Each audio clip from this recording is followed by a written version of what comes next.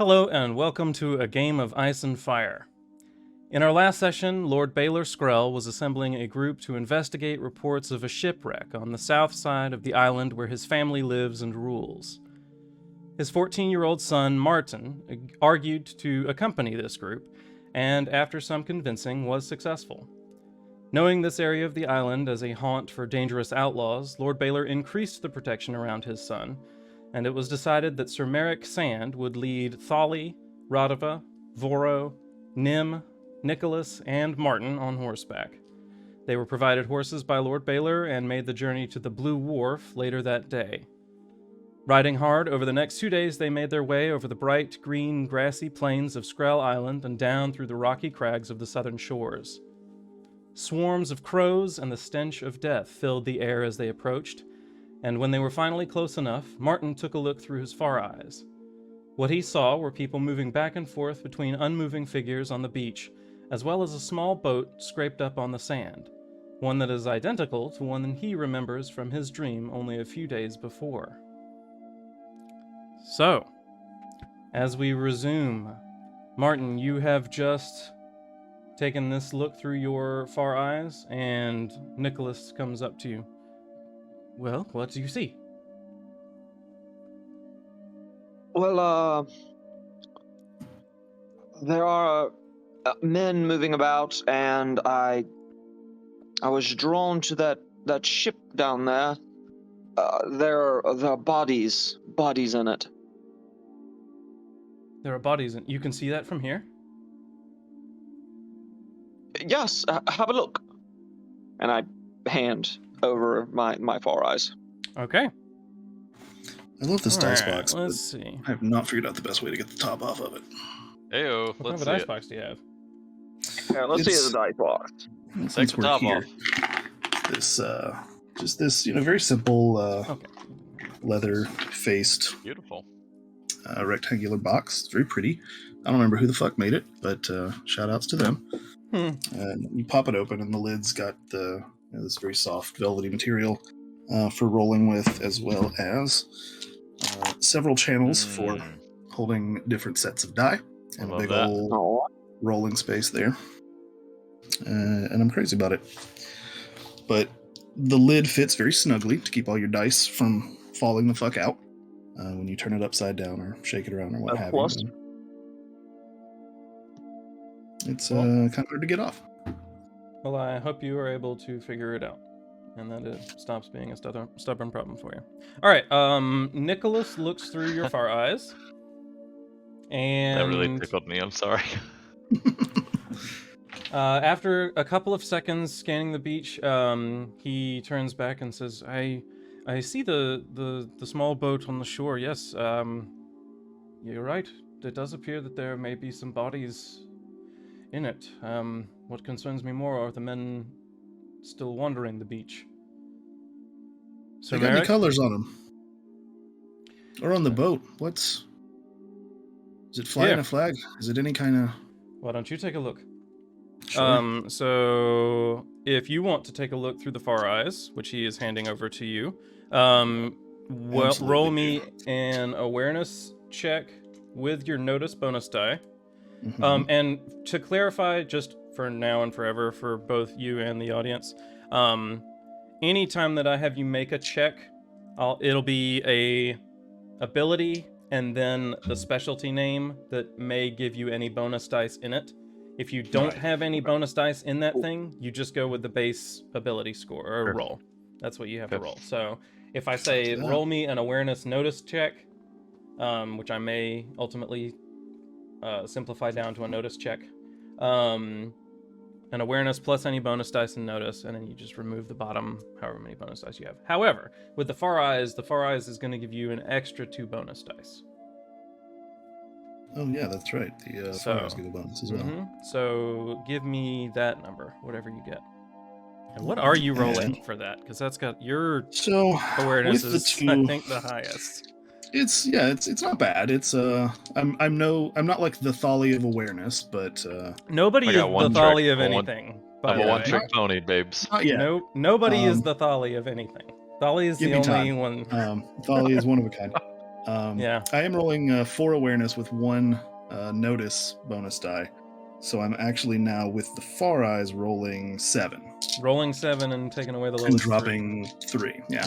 Yeah. So with that, I can safely remove 2 1s and a 4 to give me a grand total Ooh, of you're removing a 19. 4. Yeah. Beautiful. Nice. Drew, Yes. who was that I handed the Far Eyes to just a moment ago? That was Nicholas. That was Nichols. Okay, cool. Mm-hmm. Sorry, just taking notes. Yep. Yeah. He did not make out quite as clearly as you did the details. But Radava sure did. Radava, what you look at, what you see when you look through the Far Eyes is you see kind of a wide, pretty clear, grassy plain leading up to a shallow kind of cliff edge. Doesn't look to be very deep, but it looks like it could cause it's not flat. You have to cross over it or go around it in some way. Sure. But it doesn't look like, too deep. Formed in kind of a crescent shape, and then below that there is a sandy beach. And then you see some boxes piled up, and you see a small boat that is kind of in the center of this sandy beach. All around it, you see scattered on the beach are what look to be unmoving bodies, and various crows flying around, trying to get at them. You also see a handful of people that look to have their faces covered, and kind of going back and forth to these figures on the beach and to the small boat, going back and forth between that. And then you also see, with a 19, you see moving along this kind of cliff edge a group of 4 people that are just kind of walking back and forth along that kind of edge. Just walking, just nothing weird about it, nothing, just marching. If walking. you had to guess, you would say that these look to be on patrol. Okay. They are kind of looking out, on guard, kind of people. And is there anything of note about the small watercraft that I can see? Anything that I would recognize? You would, yes, absolutely, you would. No, your background, you would just know. This looks like a life vessel, an escape craft, this is what survivors might have taken. Some kind of rowboat kind of thing. Okay. Yeah, it is not very large. Looks like it would seat, maybe 10 people, 15 if you crammed it, full of people.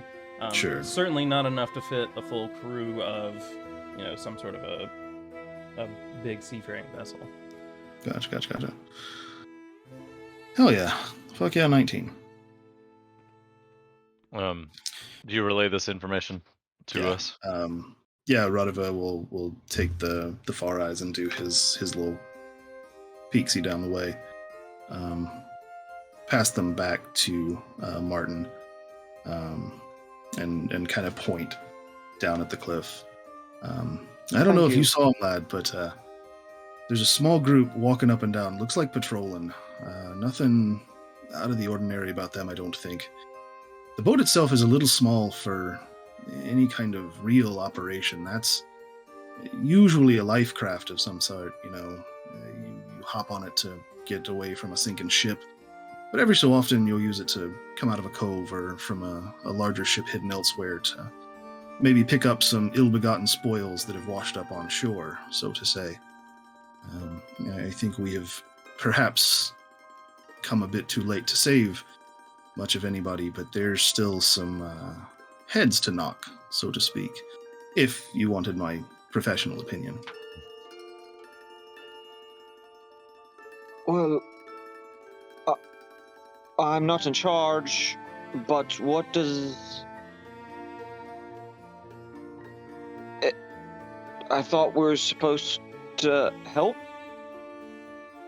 What should we do? And yeah, Sir Merrick Sand will step in here. Radova has the right of it. I think what we've seen here is not the result of the survivors. I don't think what we're seeing here are survivors of the shipwreck.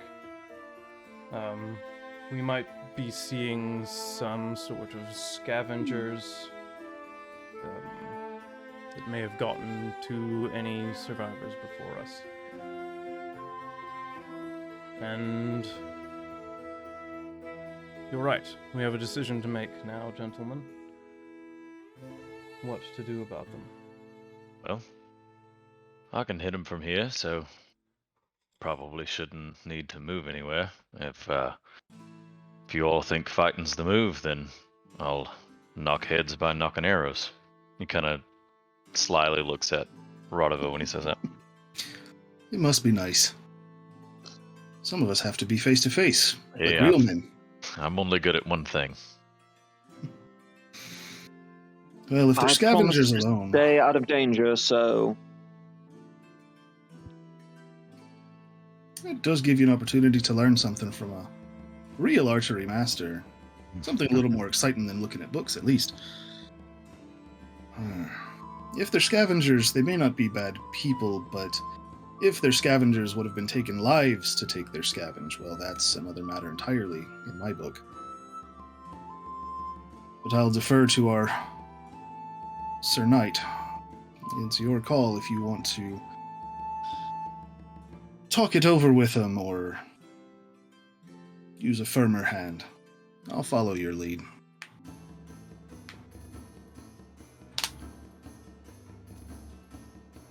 Those men down there look to be outlaws, living off what they steal from better men. They would cut a man's throat for no more than the price of one of our horses, and they may have already done so. Martin, what you're about to see will get ugly, and people are about to die. I know that you've seen that before, my lord, but this may get right up close, at least to us. Be ready when it does. All right. I think we should gear up. Okay. You got a weapon on you, lad. Anything to protect yourself for a moment if the need arise. At the very least, I think you I should do, stay and I pull armed from and armored. hanging off my my saddle a morning star. And you I willed that thing, son. I don't intend to need to use this, but if so, it is better than nothing. Yeah, God's be willing, you won't have to. And Radova, you notice a look of kind of apprehension at Martin wielding this morning star pass over the face of Sir Merrick Sand, who has seen you in the training yard less frequently than the rest of the people here. But nonetheless, certainly approves of you using it and of arming yourself the rest of the way. You see him step down from his saddle and start pulling off. You see a long suit of chainmail that he gets some assistance putting on himself. And then he starts securing pieces of plate to the arms and his breastplate and the legs. He has a suit of half-plate armor and a plain steel great helm that gets finally lowered over his head. Are we going afoot, or should those of us that are on horses stay on horses? Do we take them by surprise? Attempt to take them by surprise, or should we go right at them? You just let me know when you want to lose the element. Radova's gonna also jump off of his horse. He is, of course, already armored, and the coins make this, familiar jingling sound as he hops down and kind of surveys the path before them. Maybe we do both. I'll set off on foot. When I get maybe halfway there, have Thali start sending some greetings their way and charge in on horseback. You'll cover the ground faster than I will, but that'll save us a little bit of time and give us a little bit more of an advantage on our entrance, I think. Radova, from your look through the Far Eyes, you are able to tell that the bit of a cliff that you saw would conceal your approach, should you wish it to, from everyone except those that are on patrol. Gotcha. You will have to be careful of those lads on patrol, though. They're more likely to see you than the others.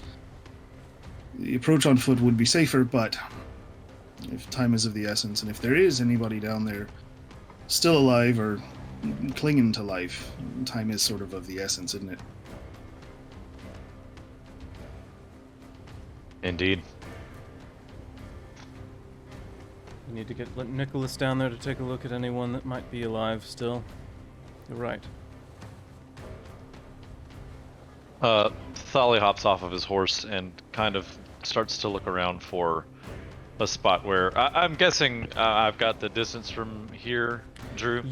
So you guys are far enough away that you will be able to get close enough to make your shots, should you wish to start taking them. Sure. Obviously, once you start taking your shots, it'll probably alert people. Absolutely, yeah.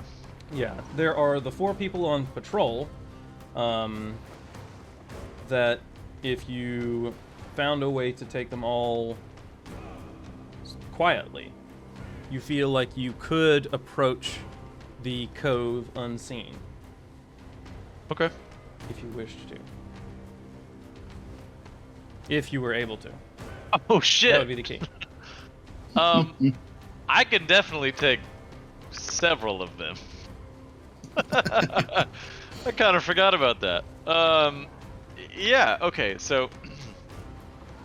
well, listen. If we can get close enough to...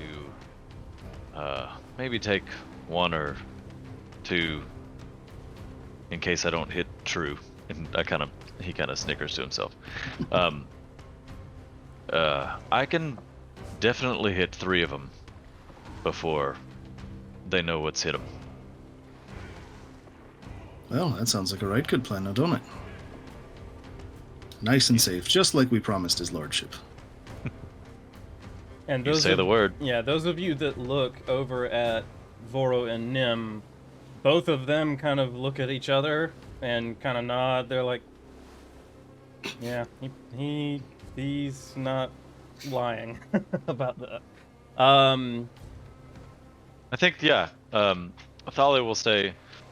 Voronim, stay here, and let's see how many of them we can get, and send the rest of the party down. I always did like cleanup crew. It's a lot easier than breaking in the front way. All right. So, it sounds like you guys are going to approach. You said that Radova, you would be heading off first? Yeah, 100%. All right, so you are going to be approaching on foot. What is your goal here? My goal is effectively to get sort of as close as possible without arousing suspicion, and then once Sir Merrick starts riding, to just break into a sprint and hit as close to the same time as him, so that effectively what they see is a horse leaping out at them with a knight on the back of it, and then what they don't see is knife in the back and a fist to the face. Well, a knight. Okay. So a person riding up on horseback, not super stealthy. Right. So if he's riding up on horseback, it's going to alert anybody anyway. So if you're trying to take out the patrols stealthily, he's not going to be able to do that on horseback, is what I'm saying. That's true. Let's say true. If you're trying, if that's what you're trying to do. If you're trying to hit everybody all at once, then that absolutely would work. Well, Thali will say, Iron Hand, be at the ready. Get as close as you can without arousing suspicion, and the three of us will loose a barrage of arrows on the four of them. And if there's anything left, I suspect you quite capable of taking care of it. No, that I can get behind. Yeah, I mean, so as far as I'm concerned, the plan is to get folks at the ready as close as they can while still being stealthy, and let the three archers try and take them out. Yeah, I'm into that. All right. Sir Merrick nods approvingly and says, all right. I think I should protect Martin, at the very least. Martin, you should stay with me on horseback. Or at least close by. Nicholas, you shouldn't be involved, but Martin, I think you should at least see. Okay. And he gets all his armor back, or all of his armor is now on. He gets back on horseback, and you see him. He's got I think he's got a bastard sword. Let me double check. That sounds right. Yes, he has a bastard sword and shield, and he has brought with him on the pack horse a long 10-foot length of wood with a jagged spike of metal at the end, his war lance with him, and he readies that as well. Sweet. Damn. Right. All right. So, Radava, as you take off on foot ahead, the easiest way to approach and remain unseen would be to approach kind of from the left and kind of to skirt or actually around the edge, because it's a little bit more rocky right there, and approach them as they are walking that direction so that they're not really looking your way. Yep. And to time that right with when they're going to make their turnaround, make that where the attack happens. Yeah. So, you split off and you start making your way over there. You've got a little bit of time before you get there, but you're, going ahead and kind of preparing yourself. You already are armed and armored. I don't think you really had anything to get ready. No. And I guess, at this time, you see both Nim and Voro pull out their shafts of ash wood and bend them over their legs and string them. I think Nim has a longbow.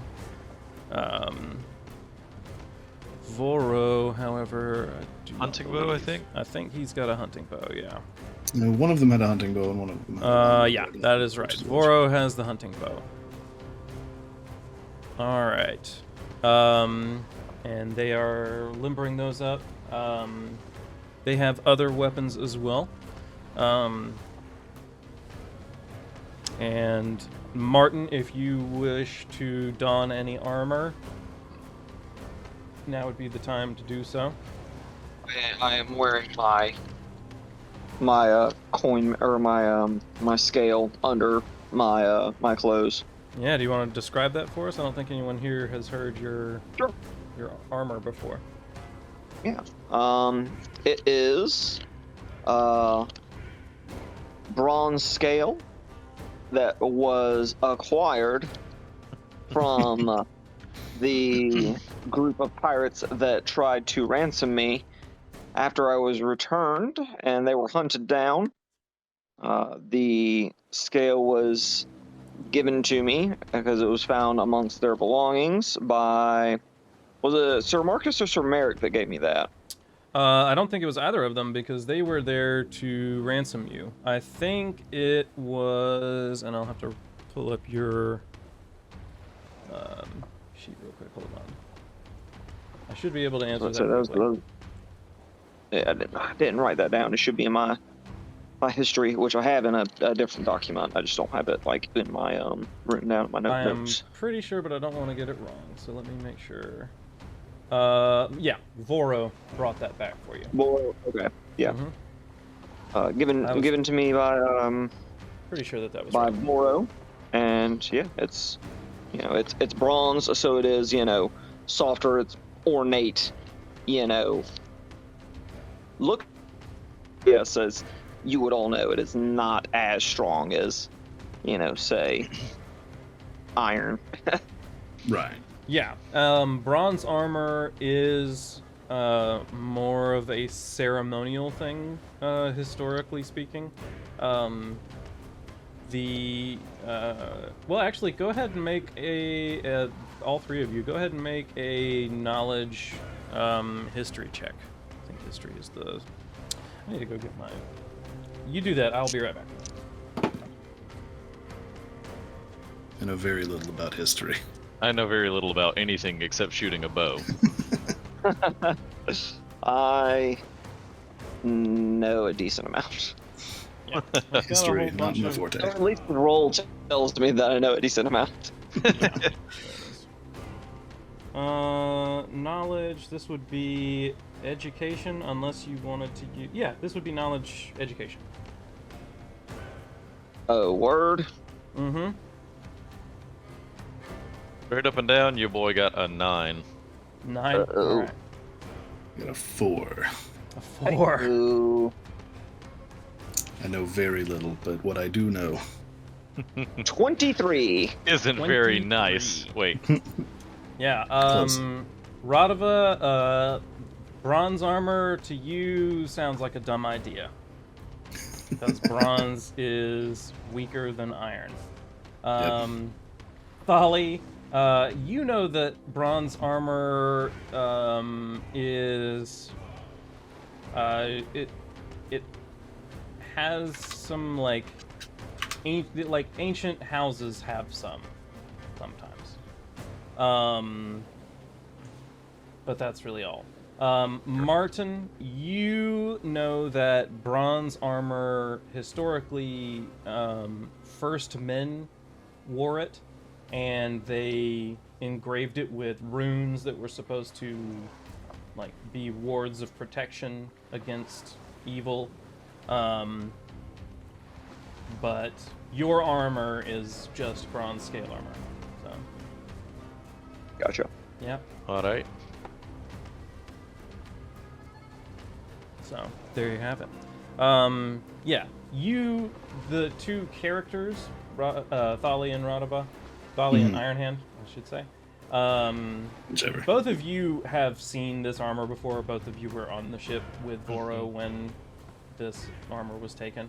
Right. You have seen it before, so you're familiar with it. This isn't a new thing to you. Sure. But it's just a new thing to you as people, probably. It's people, yeah. Uh-huh. I don't think it's come up before now, so. No, not in-game. Yeah. All right.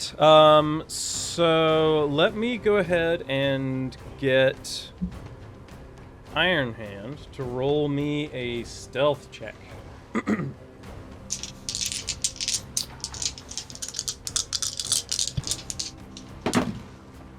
Oh, that's not awful. That's an Just what you 11. want. If you have any bonus in sneak, you can use those. I do But not. I don't think you do.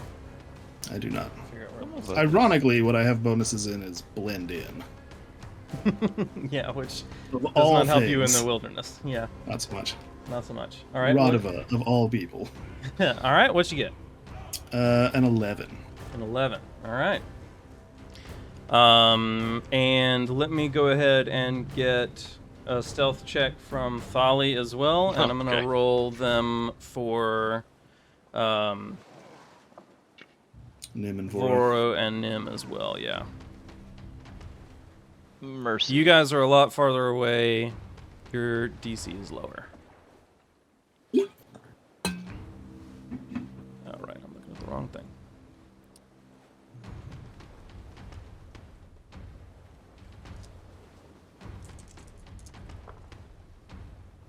Okay.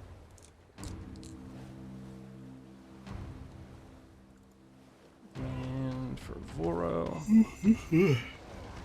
Excuse me. Phew, okay. Okay. The boy got a 9. A 9?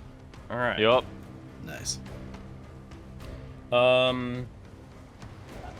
Yeah, both Voro and Nim seem much more adept and quiet on the way to get kind of within range where you know that you'll also be useful should Iron Hand get himself into trouble where he is at. And you are able to make out him as he's making his approach. You see him kind of coming around the bend on the edge of that cliff, and Sir Merrick and Martin making their way on horseback a little ways behind you, but still far enough back that they can remain unseen. The 4 patrolmen do not make out the 3 of you at all, it seems. Okay. Rodiva, as you are approaching around the bend, let's see. Not yet. As you're approaching around the bend, you're able to kind of peek over and see into the pit down below, and there's quite a few men down there. Knowing the capabilities of the people that you've got with you, it'll, you think you can handle it, but there's, it's more than just a handful. And as you kind of pull back up and look, there are 3 men in front of you. 2 of them look to have bows at the ready, arrows notched but not drawn. A third looks to have an axe and shield and be wearing a little bit more armor. And then the 4th looks not to be wearing armor really at all, but carrying some kind of blades. Not drawn, but just carrying them in sheaths on his person. And that last one, as they are kind of coming over the crest and about, you see kind of to the left of them, sloping down, a small pathway that kind of snakes its way down onto the sandy beach section. The one without the armor with the blades kind of turns and kind of grabs the arm of the person next to him. Seems like he caught a glimpse of you. Okay. So Thali has been kind of waiting on that moment. Now, if you want me to wait, I will. I am about to just pull up the map Okay. so that you guys can get a little bit of a visualization.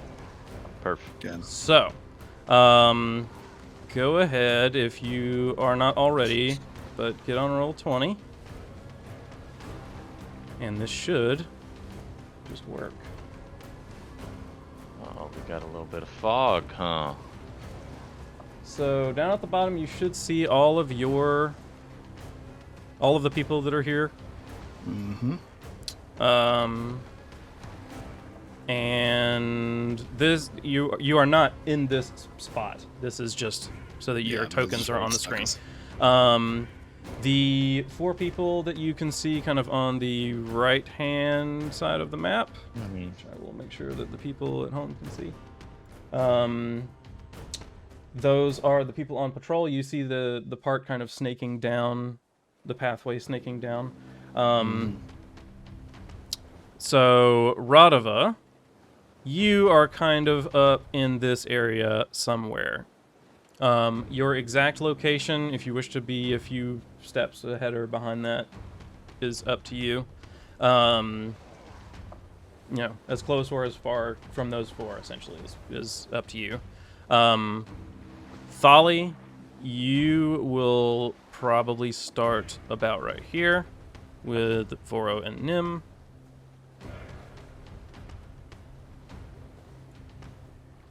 Cool.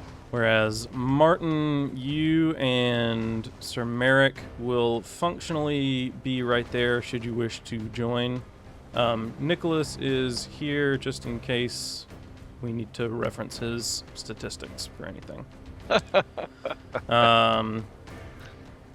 Yeah. So, Thali would have gone ahead and knocked 3 arrows, and would have waited either on Radova to say, like, hey, now, or on the realization that there were people there. That is genuinely what Thali's plan was. Yeah, so any preparation that you needed to have done to get ready for whatever you're about to do right now is fine. Radova,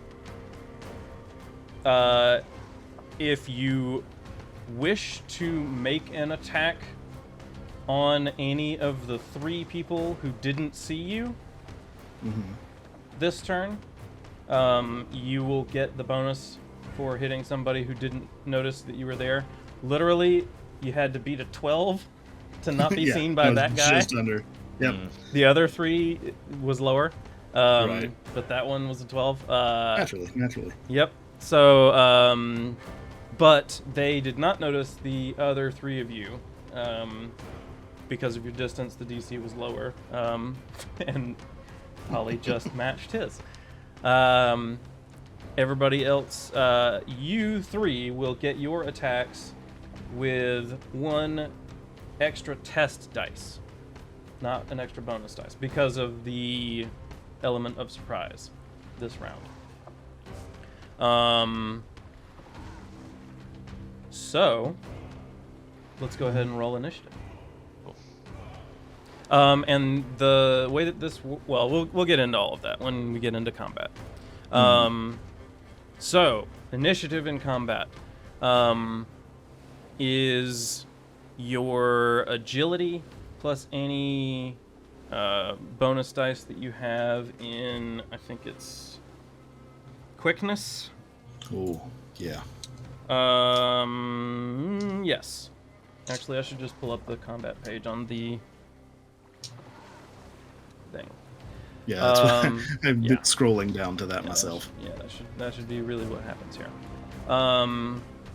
But yes, if you want to go ahead and be rolling initiative, which is agility, quickness, and get everybody's sheets pulled up so that we can. Hefty hand you got there. I have references. It's beautiful sound. Listen, what's Thali got with our marksman, like 7? Yeah, he has a 7 in marksmanship. Yeah. It is Radova's a 5 in agility. absolutely ridiculous. Yeah, Radova does have a 5 in agility, which is nuts. Also ridiculous. Yeah. And a bonus die in quickness. Mm-hmm. My guy. All right, let's see. I've already got those. Ooh, that's not bad. That's not bad at all. Combat. Let's go ahead and talk about combat and the way that combat works in this game. Because, Josh, I think you've played this before. Colin, I feel certain that you have read a decent chunk. James, you've probably read a decent chunk, but nobody watching this probably has. So, and this is different to D&D, which is what most people are comfortable with. So we'll just start at the very beginning. Combat takes place over rounds. Each round is 6 seconds, and you will have a turn. Every character has a turn during that round. 10 rounds in a minute, very similar to D&D. On your turn, you have actions that you can perform. Your turn is broken up into greater actions, lesser actions, and free actions. A greater action will take up the entirety of your turn. You can also take 2 lesser actions, so long as they are not both the attack action or an attack action. And then free actions are just what they say. They are free. Something that is fairly inconsequential or doesn't take much time. There are different abilities govern different things about combat, or that you derive your combat statistics from. I won't go into all of the detail there, but when it comes up, there are different different abilities that govern your different combat statistics. The most important ones are when you are making an attack. So anytime that you are trying to hit somebody with something, you're going to be rolling either marksmanship or fighting, depending on what weapon you're using. The number that you are trying to beat is your opponent's combat defense. A lot of different things go into combat defense. There are different ability scores that add up, but your armor may detract from your combat defense because of how much it weighs. Your combat defense essentially describes how hard it is to hit you in a way that would deal damage. You're rolling your test, fighting or marksmanship, to try and beat their combat defense. If you succeed, you will deal damage to them. Damage is determined by the weapon that you are wielding and your statistics that also add to that. So for most marksmanship weapons, it will be your agility rank plus a number. For the longbow, I think it's your agility plus 3. But I can double check because I brought this thing out as a reference. It's you're calculating what? So damage. Nope, I'm wrong. So for the longbow, it is your agility rank plus 2. So you have agility rank of 3. Sorry, of 3?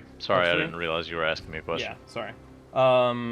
So you have an agility of 3 plus 2. So your base damage for the longbow is 5.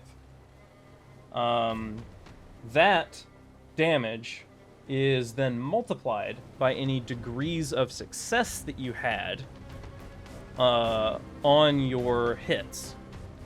So, so say you're rolling against a combat defense of an 8, and you roll a 9.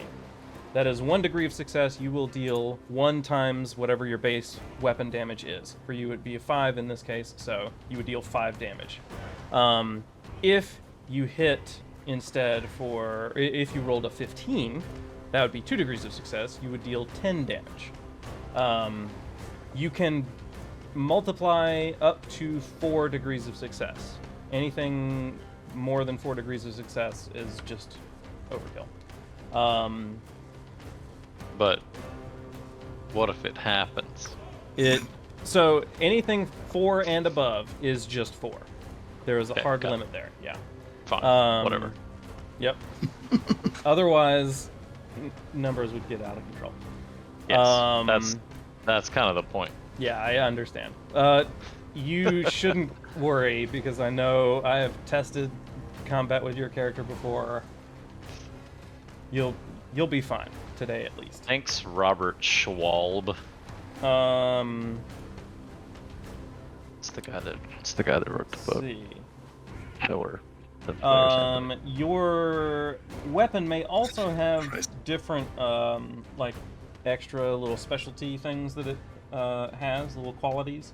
So for your longbow is long range, which means you can shoot anything within 100 yards and not be at any sort of disadvantage. It has piercing 1, which means that it ignores 1 point of armor. That's an important point that I hadn't gotten to yet. So your combat defense is how hard it is to hit you. Once the damage is calculated, it is then reduced by the armor rating of whatever armor the person is wearing. So, if you were to hit that person 4 or 5 damage, but they had on armor with an armor rating of 5, they wouldn't take any actual damage. It would negate it. If Right they on. had an armor rating of 3, then they would take 2 points of damage. That's how that would work. Yeah. So your armor penalty is the thing that makes you easier to physically hit, but your armor rating is the damage reduction that armor gives you. So armor is kind of this, it gives you a benefit and a disadvantage at the same time in this system. Okay, so those are your statistics that you need to know. You all have a health that is determined by your endurance rank. So it's just your endurance times 3. There are certain other things that can give you extra health, but in general, everybody's health is determined by that. It is just their endurance rank times 3. Your health just describes your ability to keep fighting in battle at top notch. You can take damage to your health all the way down to 1 health and still be perfectly capable in a fight. If you do get reduced to 0 hit points, then you do get knocked out. Or defeated. However, you can opt into taking injuries and wounds. So an injury will take your endurance rank's worth of damage away, but it will impose a -1 penalty on everything else that you do until you recover from your injury. A wound will accept all of the damage or remove all of the incoming damage, but you will get a penalty dice on every test that you make from now until that wound recovers. You may take as many injuries as you have endurance ranks. You may take as many wounds as you have endurance ranks, but should you ever exceed that amount, your character dies. Good to know. So, You did. those are kind of the basics of like the statistics and what you need to know about them. Let's see. Movement. Movement is determined by everybody has a base movement of 4, and that is 4 yards in a lesser action. So you can take a lesser action on your turn to move. That would be your movement, your 4 yards of movement. If you chose to take the sprint action, that's a greater action, so it'd be your whole turn. You can move your sprint speed, which is normally 4 times your base movement speed. But it gets reduced by bulk as well. Bulk may come from armor, it may come from just big unwieldy items that you might be carrying. that kind of thing, and that will slow you down just by the very nature of carrying it or dealing with it. But I think we've already calculated all of your speeds accurately, so I don't need to worry about that for you guys right now. But if you have any questions on that, let me know. If your weapons have any qualities that you want to know about, let me know now before we get started. It would not be a bad idea to go over what your weapons are capable of, just as a refresher for yourself and for me, because it is very possible that I have forgotten part of what you're capable of doing. So I guess we'll just start at what is for me the top. Martin. Yep. Yeah, let's go. My Morning Star has shattering. Yeah, you got a shattering of 1. Oh, and vicious. And it is vicious, yes. So, shattering weapons are designed to smash through shields, parrying weapons, and armor. Whenever you get 2 or more degrees on a fighting test made with a shattering weapon, you reduce the opponent's defensive bonus or armor bonus by the amount indicated by the quality. The shattering weapon affects weapons with a defensive bonus first. Reducing a weapon's defensive bonus or armor bonus to 0 destroys it. So, what that means is with a shattering of 1 is that with every 2 degrees of success you get on a hit, you reduce some element of their combat defense by 1. So if they're wearing a shield, which normally gives you a regular shield, just gives you a +2. If you do that twice, or with 4 degrees of success on a hit, you would break the shield and render it useless. Same thing goes with like a parrying weapon. So if they're carrying a dagger, for instance, and using it to parry, you hit that with 2 degrees of success, and it would break that weapon. With armor, it would take a lot longer. But yeah, with a Morning Star, that's what you're doing there. It is also vicious. Some weapons are so good at what they do that fighting with them produces ugly outcomes.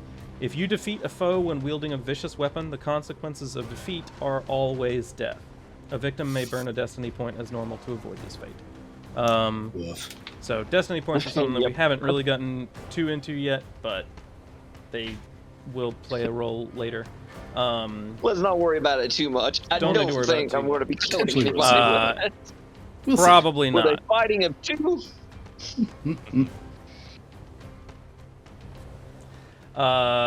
So that's your weapon, and that's what it does.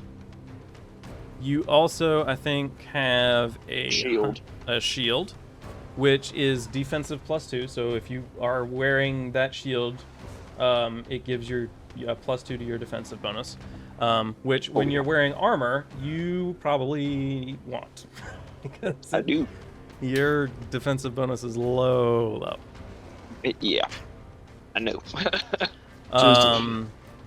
All right, and then you also have a hunting bow, which is long range, 2-handed. Yeah. Long range just means anything within 100 yards. You don't take any penalty. 2-handed means that you use 2 hands.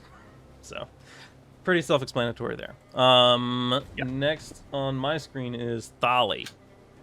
Thali, we've kind of already gone through most of yours, I think. Yep.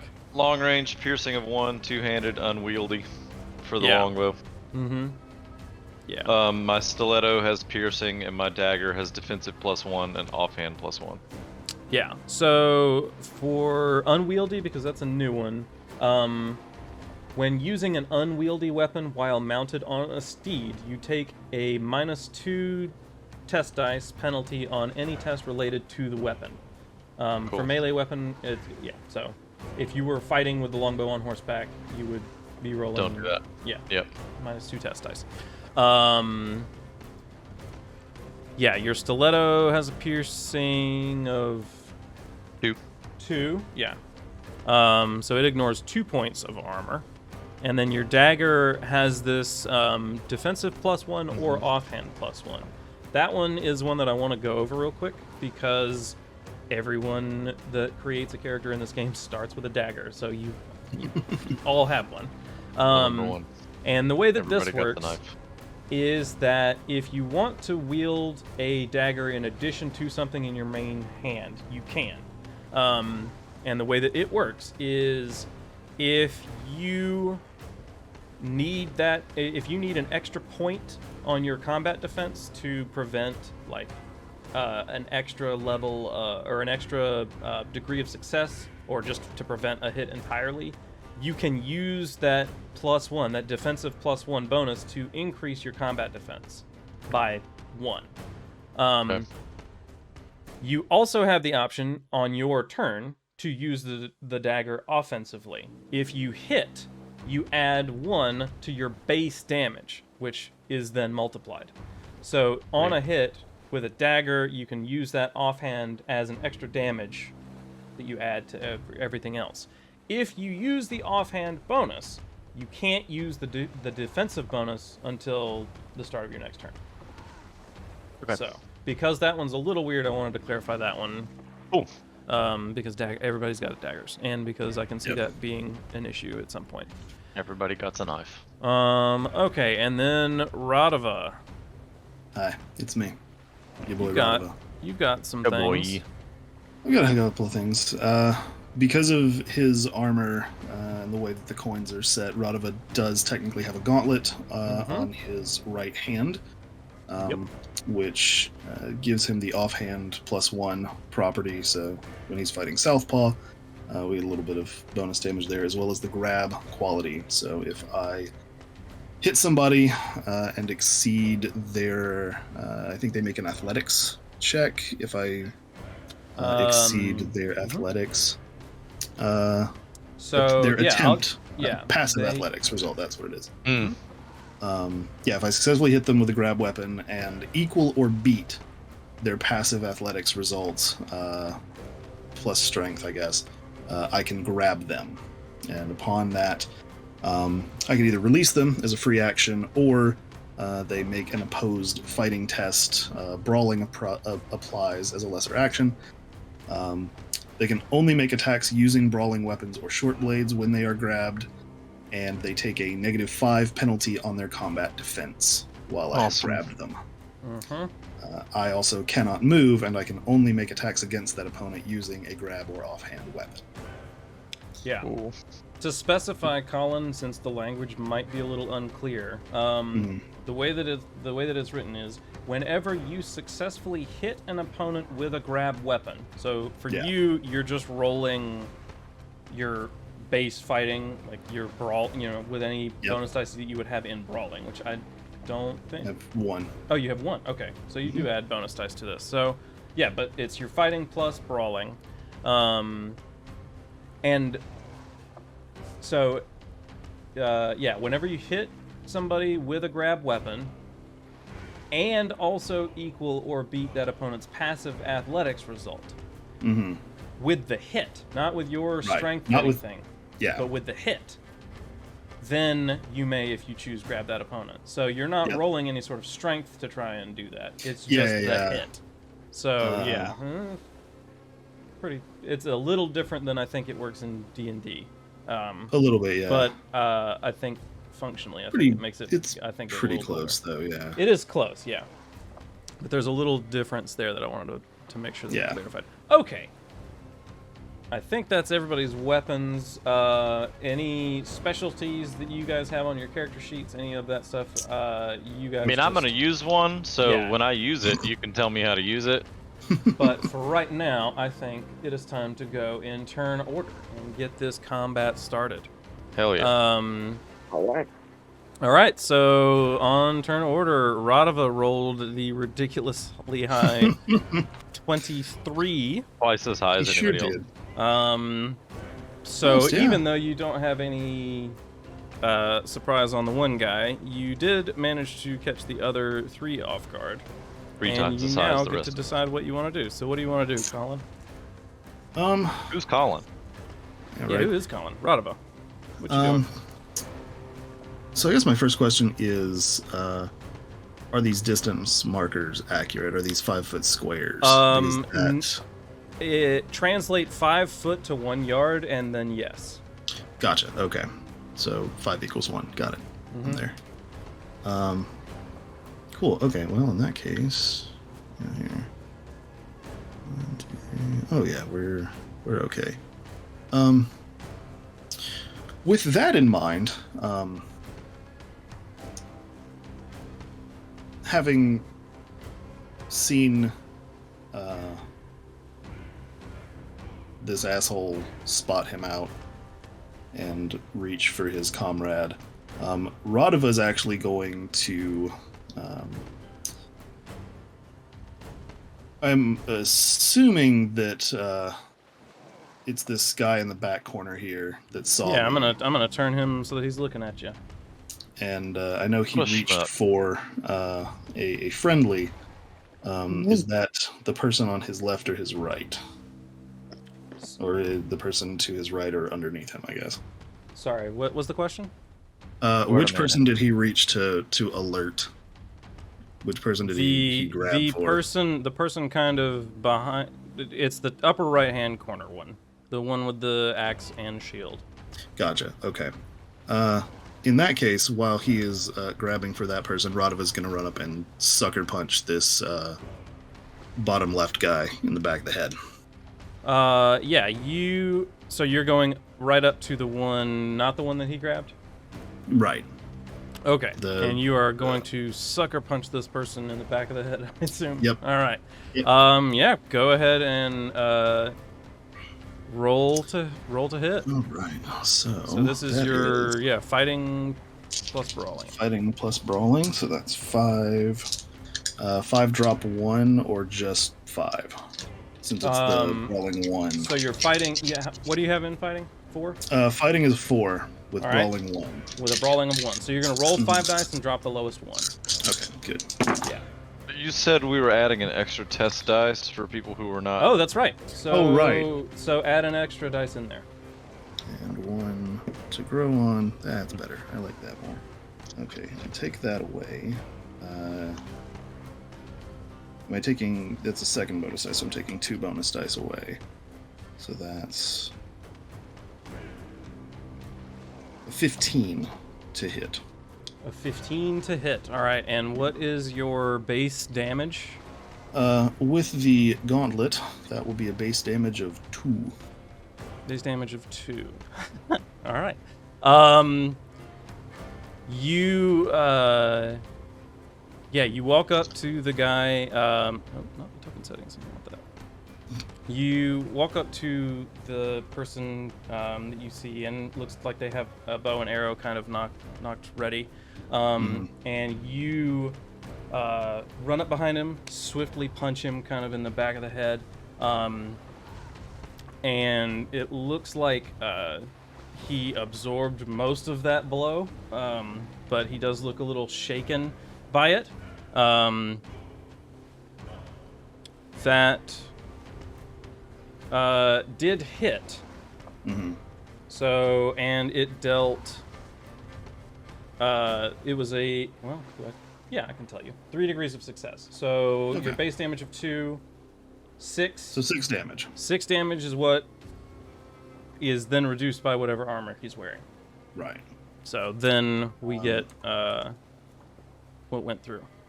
Mm-hmm. Okay. Now, And that my next is... question is, Yeah. did that equal or beat his passive athletics? All right. That is a good question. Let me double check. That's an important piece of information. That is. It did. Great. So Radova sees that he has been spotted and kind of mutters to himself, kind of not angry, but a little grumpy at himself. Darts forward as this man is turning to his friend to alert him. Radova just runs up and punches the other guy in the back of the head, and then immediately slips his hand forward to grab him by the front of his shirt and pull him real close. And has a very tight grip on this poor bastard, and that will be I believe that's my turn. That's Yeah, a movement and a punch. yeah, that is a movement, which is a lesser action, and your attack action, which is also a lesser action. So let me see. Let me look at grab again real quick to make sure that I keep this in mind for him. Cannot move until you release him, which is a free action, should you choose, or until he beats you on an opposed fighting test. Brawling applies. Grab it. Only make attacks using short blades. Okay. And they get a -5 on their combat defense. Okay. Yep. To a minimum of 1. To a minimum of 1. All right. Yeah, he's got 1, at least. Yep. He's got 1, at least. Cannot move. Okay. All right. I am there. That is it for Radava. So that moves us forward to Sir Merrick Sand, who is going to survey the battlefield a little bit. Kind of take a look over the shoreline and what Radava has just done, and he is going to not do anything yet. He is going to wait to take his turn until after he sees the results of the arrow barrage that he knows is coming. Good man. So one of the things that you can do on your turn, or one of the things with the way that turns work, is that your initiative determines the first that you can act on a round. But if you want to wait until someone else's turn, you can choose to. You just can't interrupt someone else's turn with your own turn. So, just an FYI. So he is going to choose to do that, and pass it over to Nim. So Nim, standing next to you. Actually, let's see. Yeah, she rolled higher than you did. She is going to ready her longbow. And let's see. I'll do this on roll 20 so you guys can see it too. And she is going to take a shot not at the person that Colin has grasped, but the person to his right, and shoots with a 17, and her base damage is also a 5 with a piercing of 1. Nice. That is also 3 degrees of success, which means that is a 15 damage minus, or with the armor and the reduction. She shoots her arrow at the person to the right of Collins, who is as yet unalerted by what is happening. And you see it take him through the back of the throat and protrude through his esophagus out the front end, and he collapses in a pile, gurgling in front of him. So let's see, and let's see if I can figure it out quicker. There we go. He's now nice. Big red X. Yep. And she is going to also, whoops, I don't want to move that. I want to move her. She is going to move 1, 2, 3, 4. That is her movement. To get a little closer and so that she can see over the ridge at the people down on the shore. And that is going to be her turn. Which means that we move next to somebody who doesn't yet know what's happening. And then we go to... Okay, so this is everybody. This is all the 8s. Voro, Martin, and Thali. All of you guys rolled 8s, and I didn't address this when it happened, so let's go ahead and take care of it now. If there's a tie, compare the bonus dice from quickness. Do either of you have bonus dice from quickness? Nope. No. I don't think Voro does. No. Either. He does not. All right. Well, then you would just make another test, and it would determine the 3 of your order. So roll. Just test your 12. agility again. Yeah. Okay. Yield agility. 14. I'm just rolling an agility. Yeah, just a regular old agility test. It's essentially another one, another initiative test, but it's just for the 3 of you to determine your order. 7. All right. Yep. So it'll be the order that it is actually already in. Voro, Martin, Thali. How convenient. How convenient. Voro is going to ready his hunting bow and take a shot at the person with the shield and axe. And let's see, where is it? There it is. And rolls a 20 to hit. Damn, Voro. Yeah. Calm down. Which is 3 degrees of success. And so that is 9 damage. All right. And all right, so you see Voro pulls back his arrow and releases, and it catches the person right in front of the now crumpled archer. It catches him in the kind of mid-back and pierces through his armor and looks like it has hurt him, but he is still standing. Voro is then going to take his steps forward, and that is going to be his turn. Which brings us up to Martin. What do you want to do? I take a look at the battlefield or battlefield and turn and look at Sir Merrick and I'm going to take the assist action, but not really a whole lot I can do. All right, what are you assisting him with? What is he armed with? He is armed. You see he's got his war lance ready, but he's also got a bastard sword. So those would both be fighting weapons. He does not have any Fighting ranged. weapons, yeah. Mhm. So yeah, that's what I'll do. Okay. In what way are you assisting him in his fighting?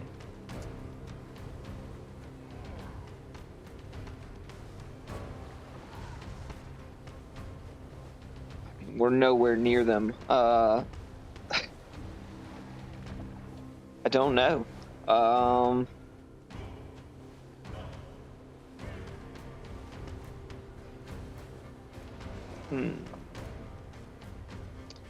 I guess I shout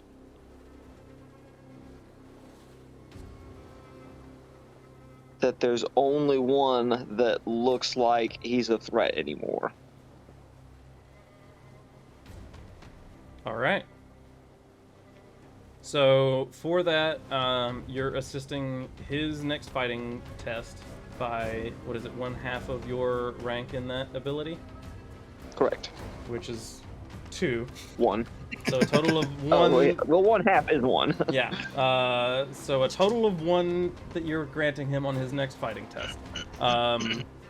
With your observation that there looks to be only one strong person left. So yes, all right. That looks like it has worked. So he will get +1 on his next fighting test because of your assist. Is there anything else that you wish to do? That is only a lesser action.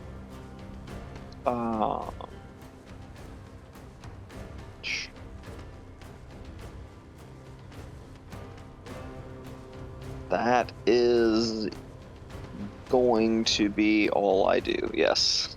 All right. Then we move on to Thali. So Thali hears. Yeah, here we go. Thali hears Martan shout and goes, "God damn you, kid! We're supposed to retain the element of surprise." And he is going to triple shot the 3 remaining people. He's gonna knock 3 arrows So, Disgusting. and Yeah. loose all 3. so the way that this works, you're not literally putting 3 arrows on a Sure. bowstring and shooting 3 different targets. Just That wanted is the not. flavor, but that's fine. It would be cool if it was physically You're possible. pulling- you're pulling but a it is Legolas. not. It is not physically possible. No, he's not. to He's do not that. letting me have it. Um, you hear him? This is- You hear this? Get in the Instead, comments. Get in the comments. Instead, what it is that you have trained with the bow so much that you are able to fire 3 shots in 6 seconds. Cool. Arguably, firing 3 shots in 6 seconds with a Is longbow is way more impressive than insanely- firing yeah. 3 at the same time. Yeah. Yeah, Normally- sure. Arguably, it's that Yeah, that is there's some that's- discourse to be had there, but Yeah, Sure. That's So, a yeah, pretty I mean- impressive feat. Okay, so triple shot. The way that this, I don't know if you want to describe it. Let's have you describe it. I've been talking too much. Let's not. Why don't we have you describe it? Well, it's on your character sheet, which well, It actually, says it might shot. only be the. Dash 3 arrows. That's Okay. what my sheet says. Okay, I wrote the addendum on mine, so I will pull up my version.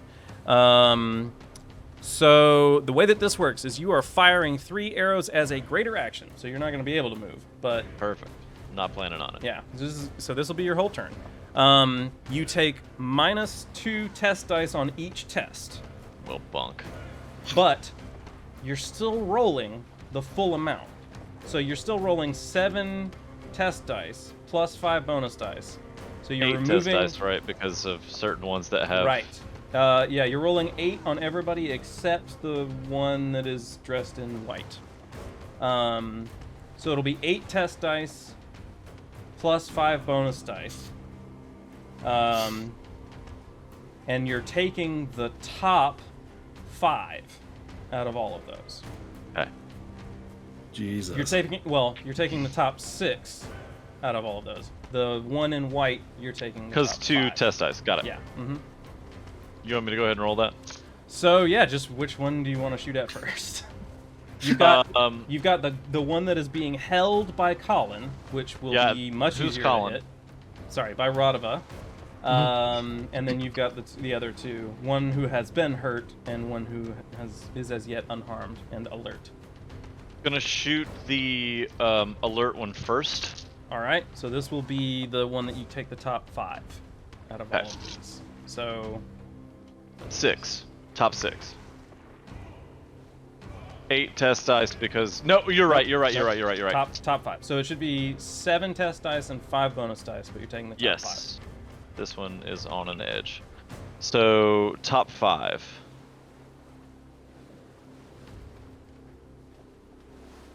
Yikes. Okay. 22. 22. That is gonna hit. Duh.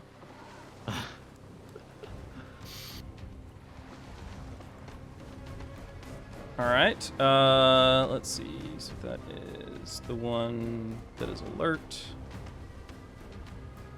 22. Okay.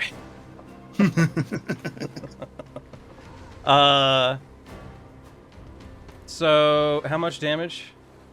Oh, Is base- 5 base. 5 base, and it has a piercing of 1, right? Piercing of 1, correct. Piercing of 1. Okay. Yeah. You fire the first shot. You see the person kind of grab his friend's arm, and at that same moment, Radava leaps up and grabs the person in front of him after punching him. You quickly see Nim fire an arrow that takes out one. Voro fires off a shot that clips another. So you line up your shot for that last one. The one that seems to be the most dangerous because you'll alert people. And you line up a shot, and it takes him through the left eye, out the back of his skull. Just pop, and he just falls to the ground, dead. Sweet. The second one, I'm gonna finish off the guy that Voro hit. Okay. So is that still 7 test dice? Is he alerted? He has an arrow inside him. He is not alerted, so this is the one that you would get the extra test dice on. So now you're just whatever roll you just made, add 1 dice to it, and add 1 dice that you keep. Okay, so keep the top 6. Yes. All right, bet. 1, 2, 3, 4, 5, 6. That was a 4. So we've got 32. This poor bastard. I rolled like 4 6s. Yeah. Stop. He's already dead. Yeah.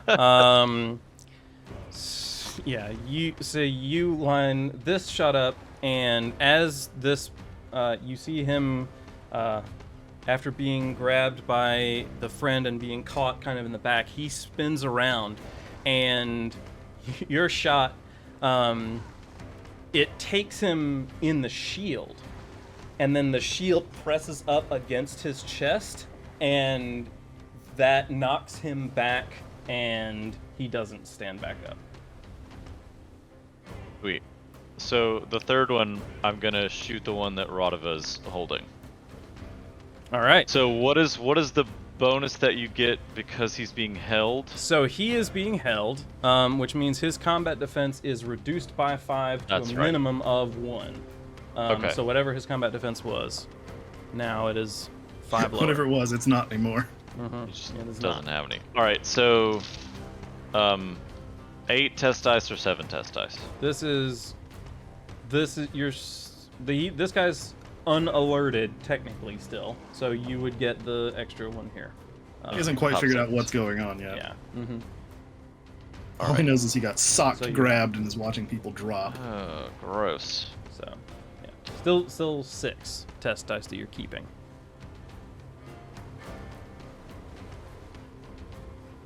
Okay. 24. 24. All right. Yep. No, 25. Okay. Radava, you have grasped this guy, pulled him close, and you kind of pull him back a little bit and lean. As you lean, you see quickly arrows go into the 2 people in front of you, and then lastly, kind of you're holding him in front of you. An arrow passes through his neck and splashes blood up onto the side of your face, and sorry. the man in front of you goes limp in your grasp. Excellent. That's what I like to Um, hear. Like to see. Yeah, so the 4 of them seem to have been eliminated without alerting anyone else. At this point, I'm going to allow you essentially 1 turn to kind of reposition, should you wish to use your movement to move around. But now you're going to see the rest of what is out there. Excellent. Cool. Okay, so that is the battlefield that you see or the scene that you see in front of you. Whoa. So you can tell that some of the figures that you see on the beach seem to be moving, some do not seem to be moving. None of them seem to be alerted to your presence, so if you wish to get closer or into a different position, You have effectively 1 turn's worth of movement to do so. And we can move a number of squares equal to... Yes, so, yeah, that's an important part. Your movement is on your character sheet, so reference Right. that. You're Right. on a lesser action, you can move your movement. So most people that's a 4 or a 3 or something like that. If you want to use a greater action, your whole turn, you can move your sprint speed, which should be somewhere around 4 times that number. Could be a little bit less. If you are on horseback, Martin, you are moving at the horse's speed, not your own, and thus are unaffected by bulk in that regard.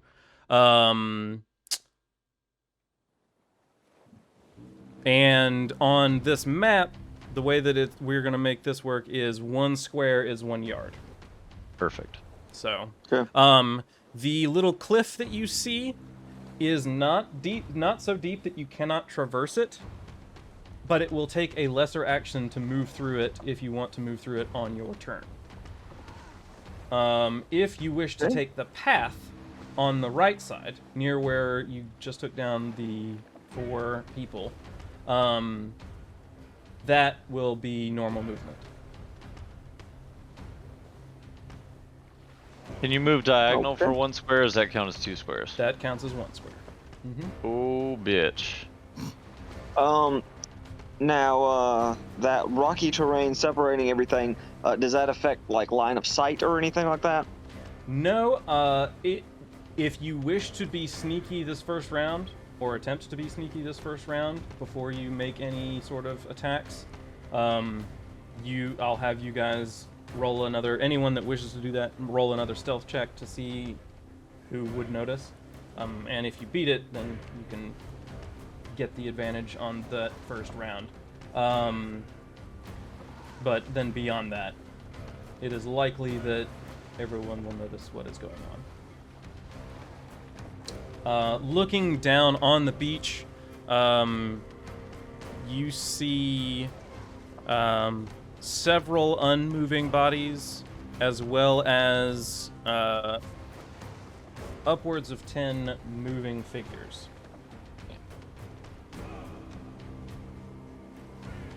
I can only see 8 of them. Yeah, some of them you may want to look a little closely. Oh, yes, I see them. Got it. Because they're right on top of other people. Yeah, I see them. You should Okay. know. So I know it's not necessarily my turn, but I know what I would like to do for my turn if you want me to go ahead and So yeah, we'll accomplish just that. yeah, for this we will just go, I guess we can go out of order for this. I'll just know what you guys want to do. So yeah, we can start with yours.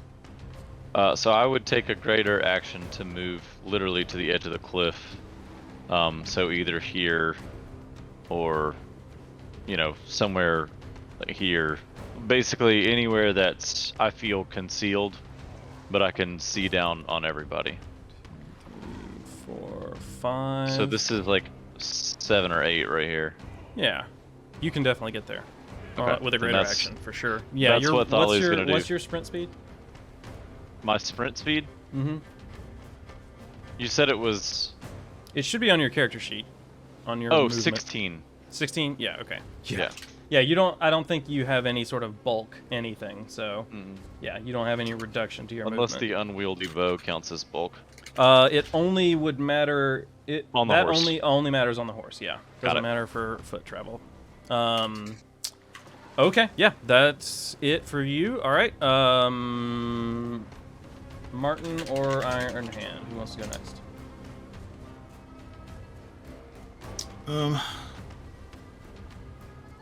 Radova will also sprint into position. Kind of given up the ghost on being stealthy himself. He is going to, let's see, 1, 2, 3, 4, yeah, I can get down there pretty easy.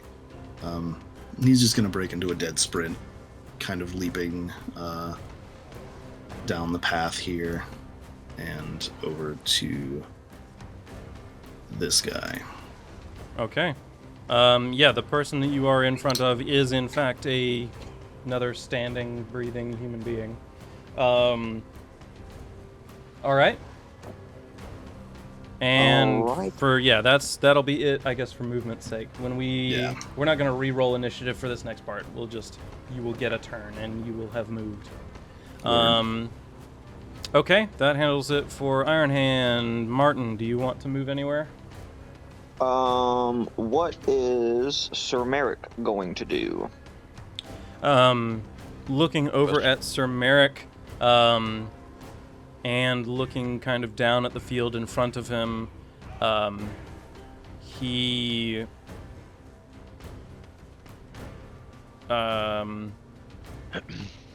looks over at you and looks back at the field.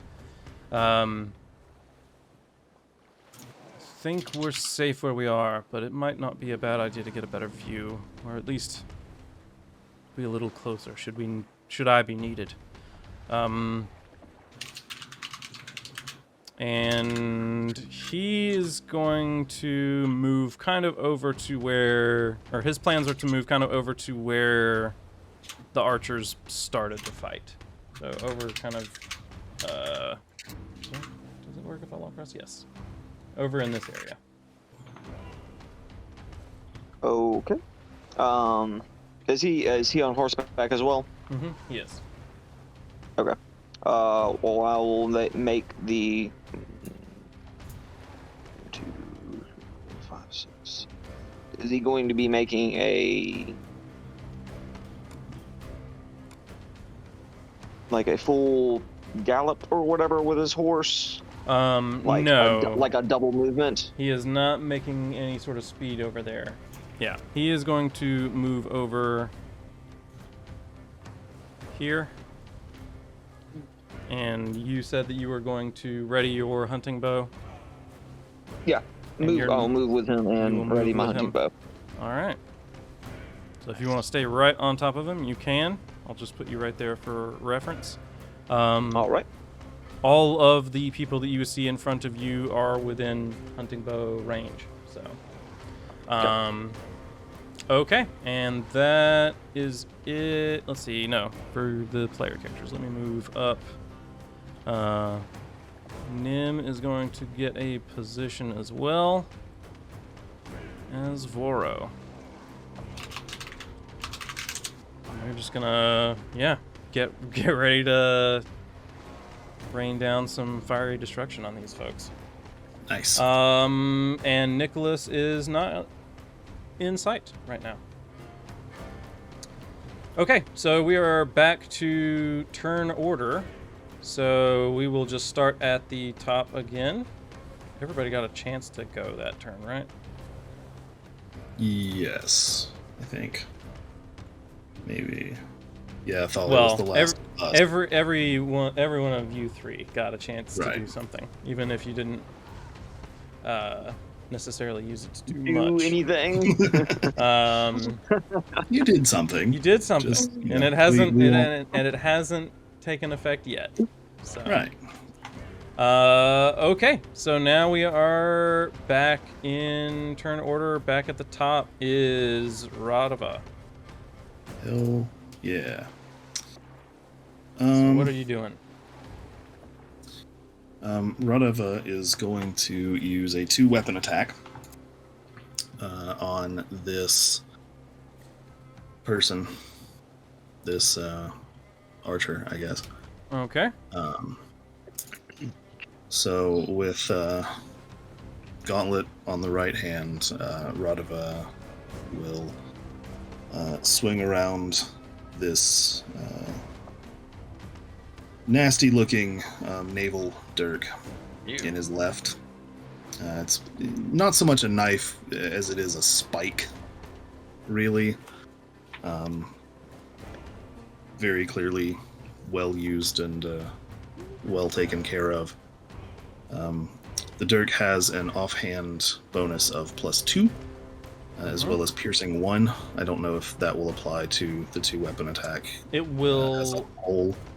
I will apply it to the damage that comes from it. So Okay, effectively, great. yes, it will function. Mm-hmm. Great. That's what I like to hear.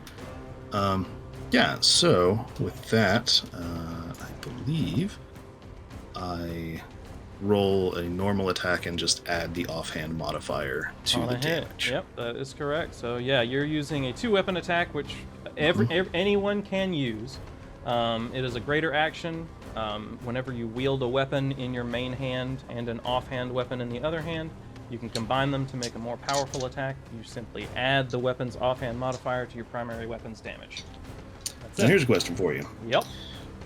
Since I am using a brawling weapon and a short blade, I am going to For let my those 2-weapon both as attack. count as weapons, yes. that's beautiful, because... I foresaw that question coming. Great, so that's 2 bonus die on this roll. Oh, wait. Is that what? Oh, okay. That was my question, because I have short Never mind. blade 1 and brawling 1, so... Okay, no. Does that- You are okay. using the brawling weapons bonus dice. Yeah, you don't get Great. both of the bonus Okay. dice. Okay. Rats. This close. Oh, That's not terrible. It's not great. So with my, oh no, I need 5 tests. Yeah, So yeah, so 5 you've test die got plus 1 bonus. So I should be rolling 6. Yes? Question mark. yeah, you've got essentially the element One of more then. surprise on this guy. Oh, and I have the element of surprise. Oh wait, we didn't test any stealth at all. We sure did didn't. We didn't. Go ahead and do that for me. Let me do that real quick. Yeah, there's my stealth.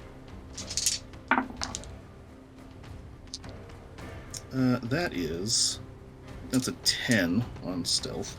10. All right, you do have it on this person. Yes. Great. You beat their 9 passive awareness. Hell yeah. Okay, great. So that then gives me what? Another bonus Wait, they're die? 8 passive Bonus die? awareness, not 9. Whichever. Yeah. So Yeah, so you're fighting of what? 4. 4, plus your 1 bonus dice of brawling, Mm-hmm. plus your 1 test dice because you have the element of surprise. So you're rolling 6 Right. dice and keeping the top 5. Okay, great. Yeah, that's better. That becomes then a 16 to hit. 16. All right, 16's gonna hit. What's your base damage with the brawling? The base damage with the brawling is 2. It's 2. All right, and then you get the 2 from the dirk, Mm-hmm. and the piercing of 1 from the dirk. Right. And then that you said you rolled a what?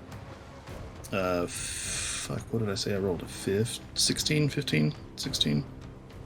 So 6, 2 2s and 2 3s. All right, so 4. It's yeah. So you're dealing.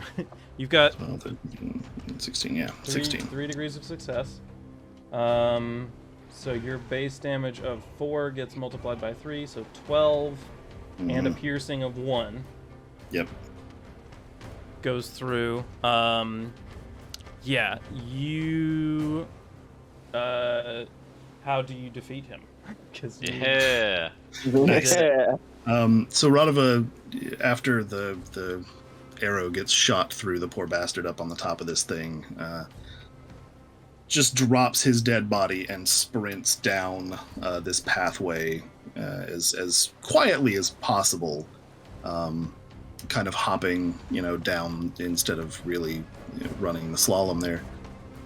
And once he hits the bottom of this path, just throws himself at this poor bastard, catches him kind of by the right, at the back of the base of the skull, and slams his face into the earth before pulling this dirk out and just jabbing it one time real quick, right through the neck and shoulder An area. alligator. Just right in there, and pops it right back out and Brutal. gets ready to go to the next one.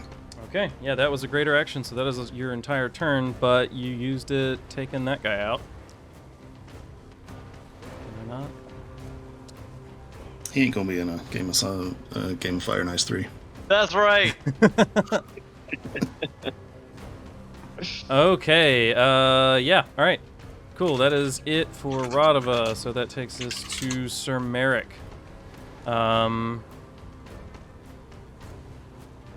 Who is going to wait again. Flip-flop. Flip-flop. Yep. And just see what happens.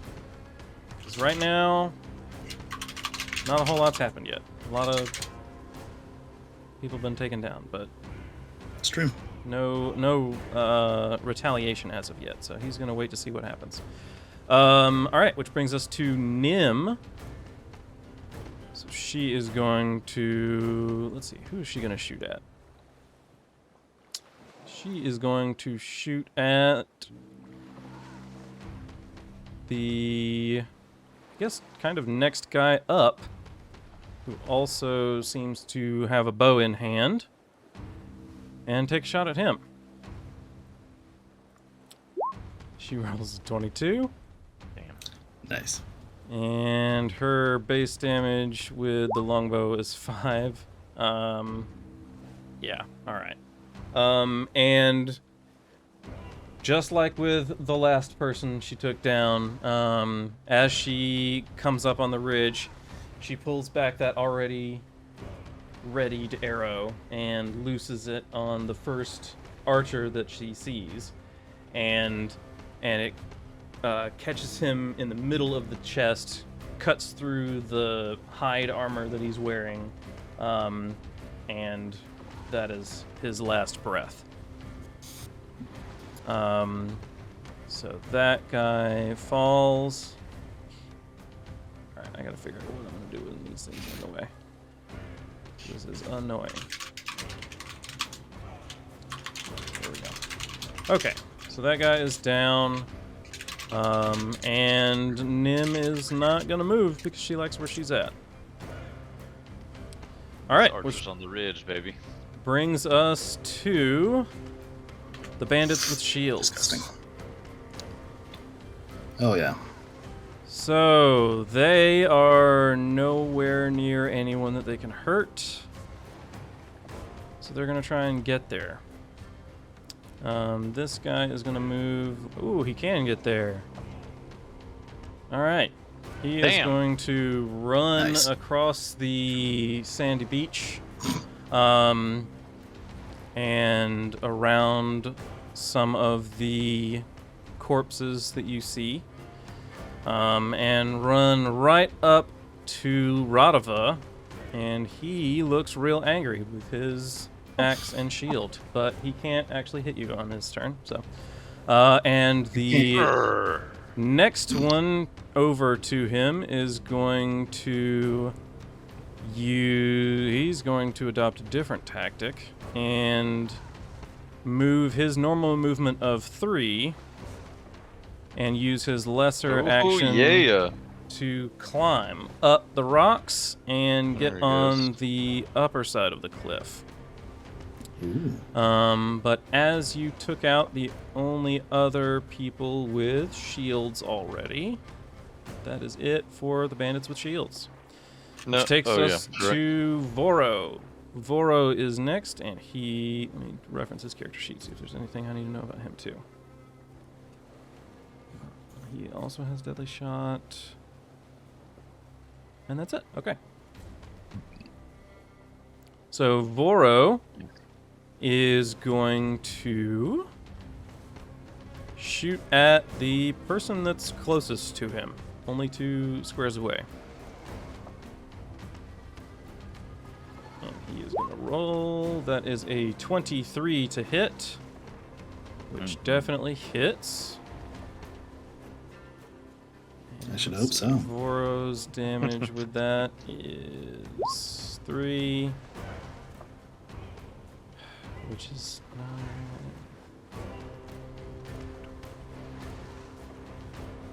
Yep, still enough. You see Voro now. Now that he's kind of gotten gotten his arms and shoulders worked out, firing that first shot. pulls back, and as this person in front of him gets off of one of the rocks that he's been sitting on, takes him in the back of the chest and pushes him forward flat on his face. And a pool of blood starts to sink into the sands in front of him. Attaboy, Vora. That was which guy? That was that guy. That guy. Not anymore. And that is it for Voro. Martin, your turn. Is it Martin or Martin? Martin. Martin? Alright, I'll start actually pronouncing it that way. Got you, buddy. Martin Skrell. Mm-hmm, Martin Skrell. There it is. All right.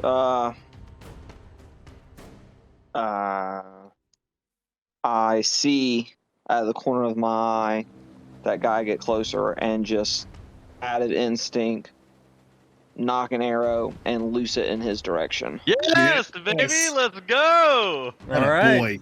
Alright, Well, Martin. let's not get too celebratory yet. Fair enough. Alright, roll We'll be- your marksmanship. I We'll like be it, appropriately though. disappointed when the time comes as well. It's true. Yeah, right.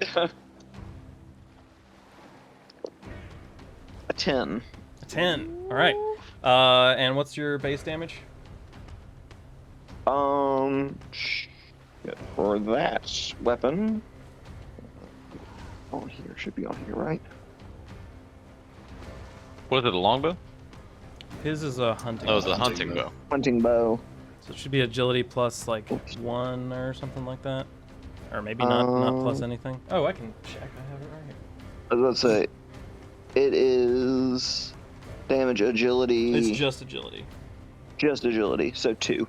2. All right. So you hit with 1 degree of success, but your 2 damage is absorbed by his armor. So what happens is you shoot, and as he finishes climbing up the rocks to get on a level with you, he pulls up his shield, and the shield catches the arrow.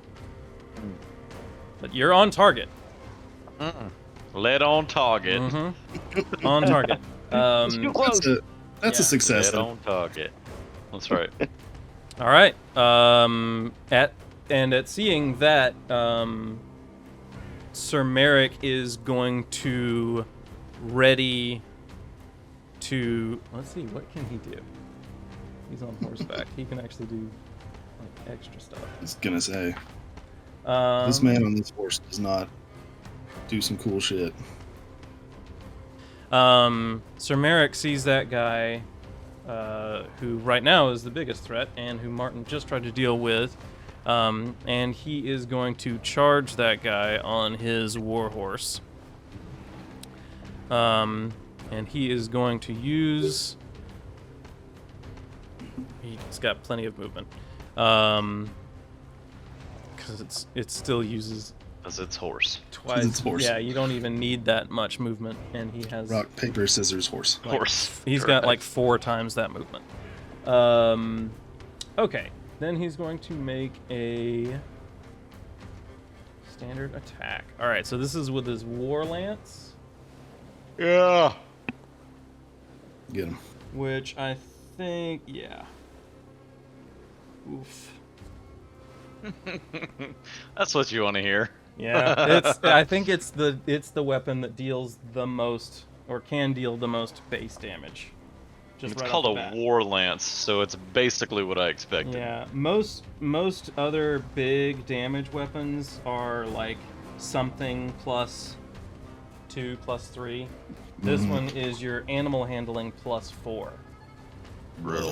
Is how it deals its damage. I mean, that makes sense. Yeah. Yep. But So he also, is going to Jesus roll a fighting test. Where is his character sheet? There it is. Which is doesn't have any bonuses in spears, so this is just 5. And he's losing 1 and I think gaining 1. Gaining a bonus and removing a test dice. Yes. This is a non-mounted opponent. So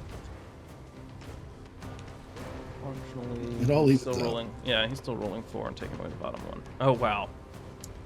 2 6s and a 3. Woof. Got him. Yeah. Get hecked. So, and the damage is increased by, the base damage is increased by +2 because it's a charge attack. I don't even think we need to calculate this. How many hit points does this guy even have? Yeah, you see Sir Merrick, see the man come up and just, like something that you've seen a man do, like he's done it 1,000 times. You see him kick his steed into motion, and it starts off slow and then builds up speed, and then right at that last second, he lowers the war lance, and you just see it go straight through, stick into the ground behind him, and he drops it there. You just see like a triangle of man and war lance. Yikes. Damn. And you see, for a couple brief seconds, him struggle and try and pull himself off of it, but then nothing. He falls limp forward onto it. And that is Sir Merrick's turn. Damn, Sir Merrick, he's scary. Okay, which brings us now to Thali. What you doing? Thali moves his bow from the view of the person who was just skewered with the lance and back down to the shore. Can Thali triple shot again?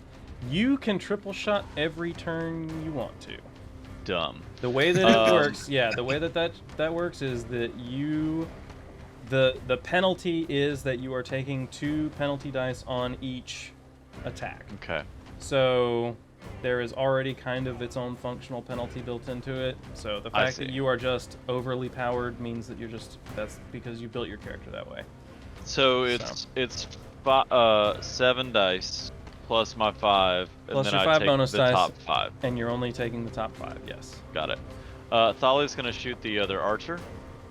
Let's see. Yep. This Okay. guy right here. Yep. I see him. Okay. Go for it. No This whammies. guy is dead, so let me go ahead and mark that.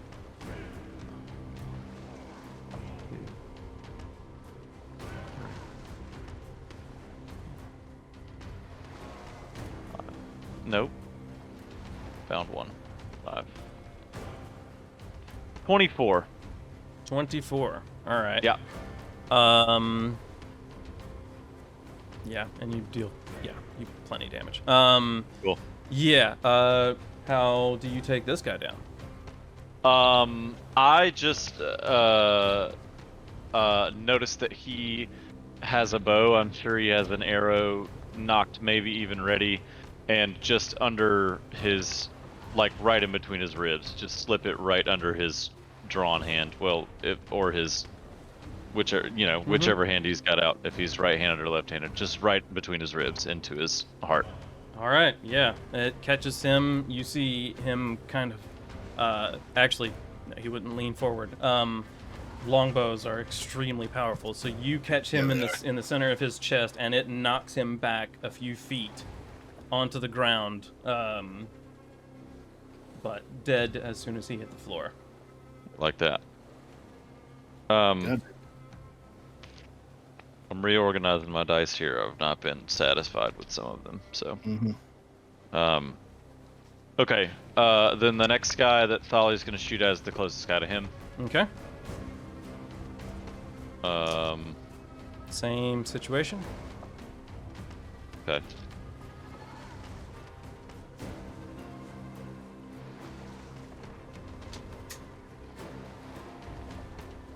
One. It would take a miracle for you to not roll well. And this guy Okay. isn't wearing any armor. 26. 26. All right. That is, yeah, that's 4 degrees of success. No, it's not. It's 3 degrees of success. Just barely. Which means that you deal 15 damage to his 6 health. Okay. So he is likewise skewered. Cool. Yeah, just right through the ear. Yeah. All right. Yeah. Right. Jesus. to the Right side there. of his head. All right. And As then as he's still sitting on the stone. the next guy.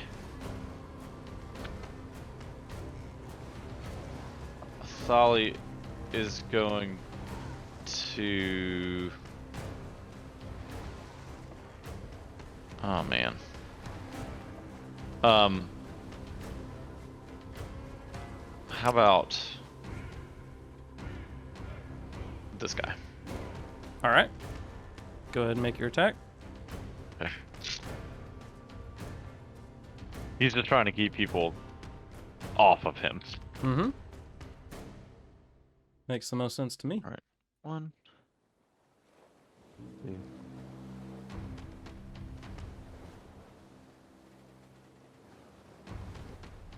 26 again. 26. All right. That is 4 degrees of success on this guy. So 20 damage with a Get hecked, piercing buddy. of 1, I think. Yeah. Yeah. He is wearing. What is he wearing? He does have some armor on, which reduces it by 5, but that still is. Well, no, it only reduces it by 4 because piercing of 1. So yeah, that's still. He's dead. Right, radical. Very, very dead. He's still dead, Jim. Mm-hmm. Still dead. Okay, Still and long. that is your 3 arrows. Your 3 arrows took out 3 people. Indeed. A second time. That's what we keep him around for. Mm-hmm. What I do? Okay, and that is your turn. With that, the looking around, it looks like all of the people that were carrying bows have been taken care of. So, That was the plan. also looking. Okay, nope, this guy's. Yeah. Yeah. Okay, we're still good. I love shooting boys. Next is this guy right here. And he is going to stand up from his rock and turn around and look at the 6 dead people behind him. And he is going to run away. Yeah, good call. 1, 2, 3, Smart 4, man. 5. It ain't gonna save him, but he's smart for trying. Right. Yeah.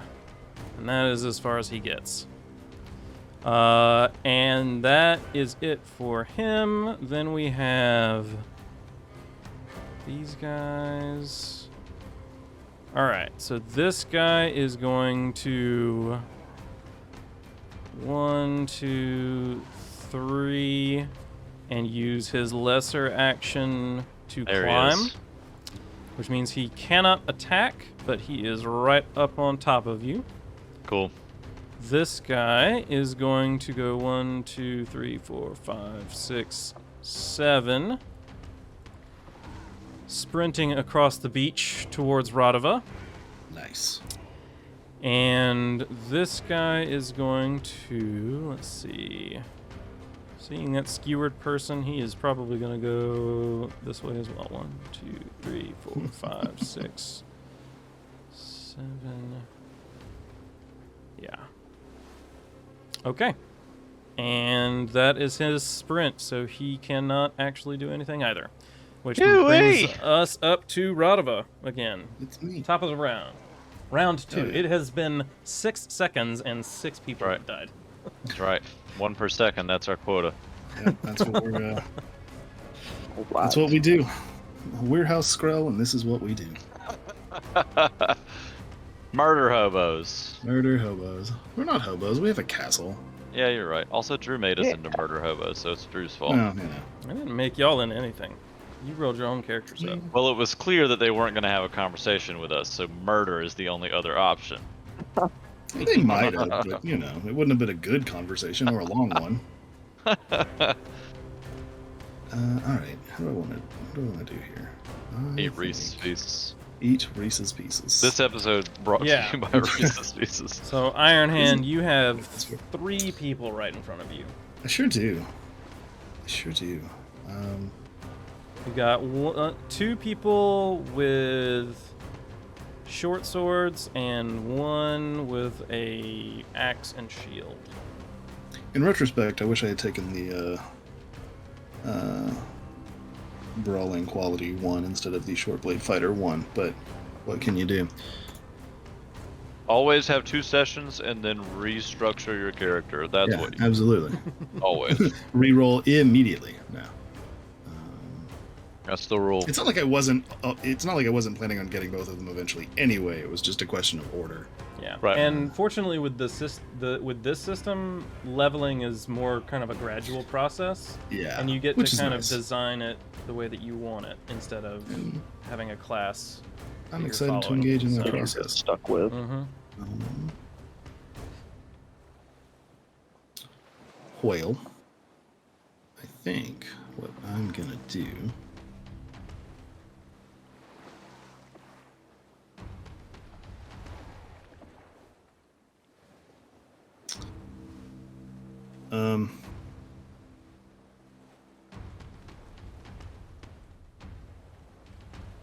Now I'm coming primarily from Pathfinder and D&D here. Is drawing a different weapon still an add? Like, is that a lesser action? That is just a free action in this one. Free Whoa, action. yes sir, let's go. Yep, I Okay, looked that up all earlier right. just to make sure. But yeah, it is a free action in this one. Drawing a weapon is considered a free action. Okay. In that case, so Radova just put this one archer down in the sand. And as these 3 axe-wielding maniacs rush at him, Radova's gonna kind of hop up and step back onto his other foot, swapping from a right-handed stance to a left-handed stance, so that the dirk is now his main hand, and pull his like boot dagger out into his now offhand right hand.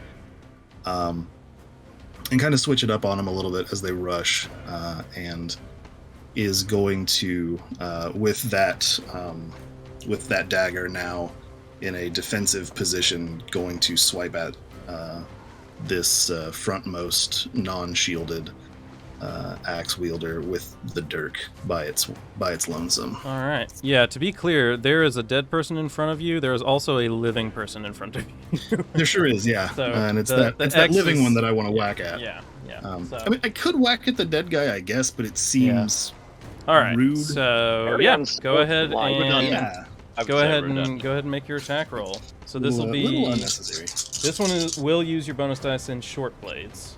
Yes. And do you have anything special for this, for short blade stuff?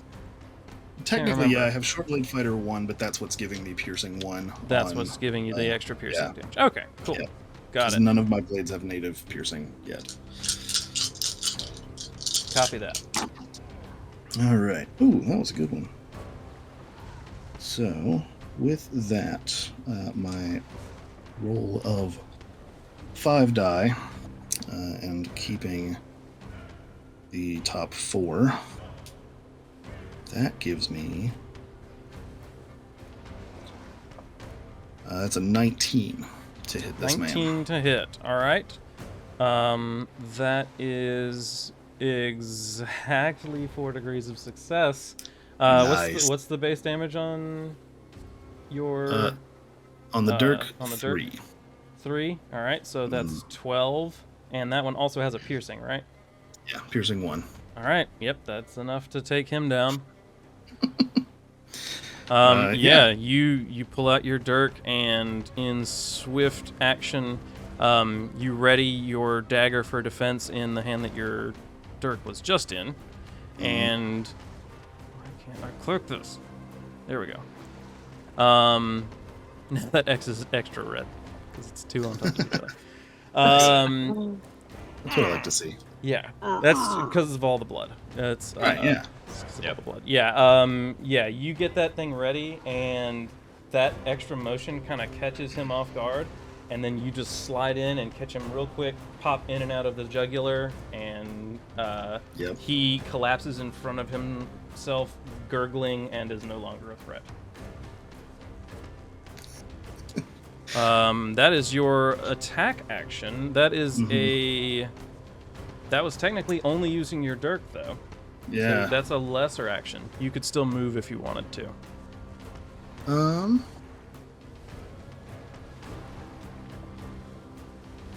Or use any other lesser actions.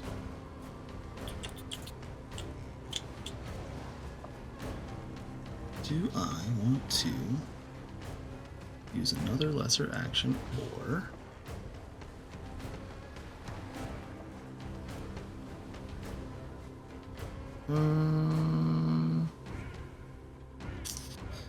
Radova, after dropping this man, is just going to take a step back up onto the path a little bit and gesture for the next one of them to come on with it.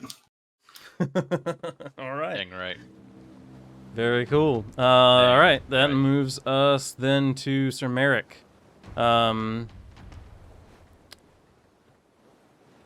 Surveying the field, seeing how in hand things seem to be, To say the least. he is going to attempt to kind of leap over this ridge with his horse. Oh boy. And go after that last guy with another charge attack. I am going to have him make an animal handling test to see if he can get his horse to do that.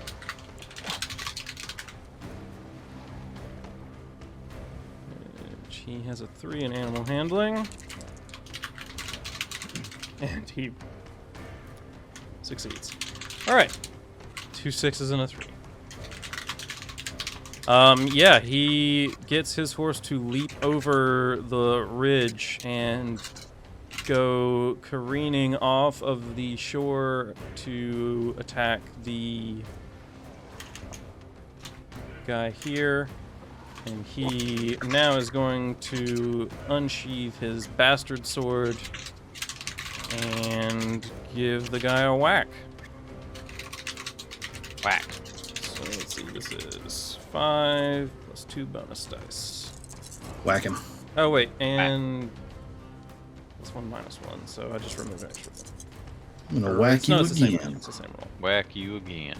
1, 2, so that is 24 to hit. All right, yep. And those of you that are watching see Sir Merrick sand ride across his namesake towards this You've been waiting on that one, huh? This one running bandit, and the bastard sword only meets with cloth before it meets with flesh, and you see just from a distance what appears to be an explosion of blood. Ouch. As the sword cuts through. It catches him kind of in the back shoulder, and you just see it cut clean straight through and erupt, Goddamn. and the man falls flat. Damn, Sir Merrick, you scary. Crippled in front of him. And that is the end of that guy. Why can I not see his token stuff? There it is. Okay, which that is the end of Sir Merrick's turn. So Nim is going to take a shot at the one of the only 2 people that is still standing right in front of her. And she's going to roll a 22 to hit, which is 3 degrees of success. She does longbows 15. Yep, that's gonna be enough. So this one unshielded person is taken out by Nim's arrow from the ridge, which brings us to wow. This is ridiculous right now, because The one person that's still alive is about to be the only person. What happened here? Why did he get an X now? He didn't. That removing the is a other different guy. person. Why Yep. is he not on top when he's the Yep. last person that I moved? That's dumb. 'Cause That's actually dumb. That would be silly. Okay, so he is going to use his lesser action to move up to Radava and use his other lesser action to fucking attack you. It's about time. None of them have actually gotten a chance to do that yet. And do you Uh-huh. see how many people I put on the field? I do see that.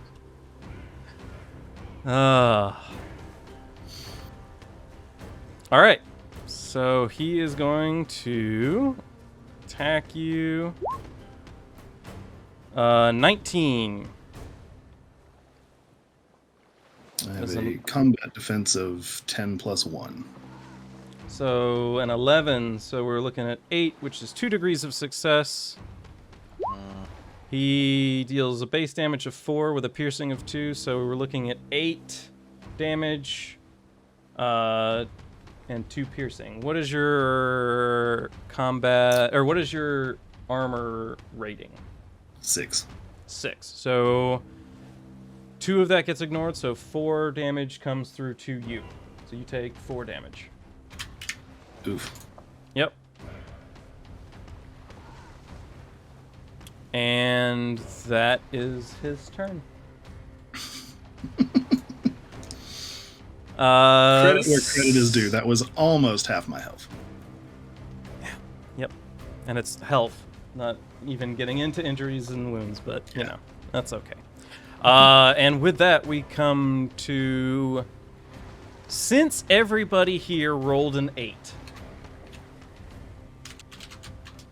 and Martin is Martin is one of those people. Martin, would you like to take a shot at this last guy before this round is over? Because Thali Yes. is also going to get a shot. Yes, I would.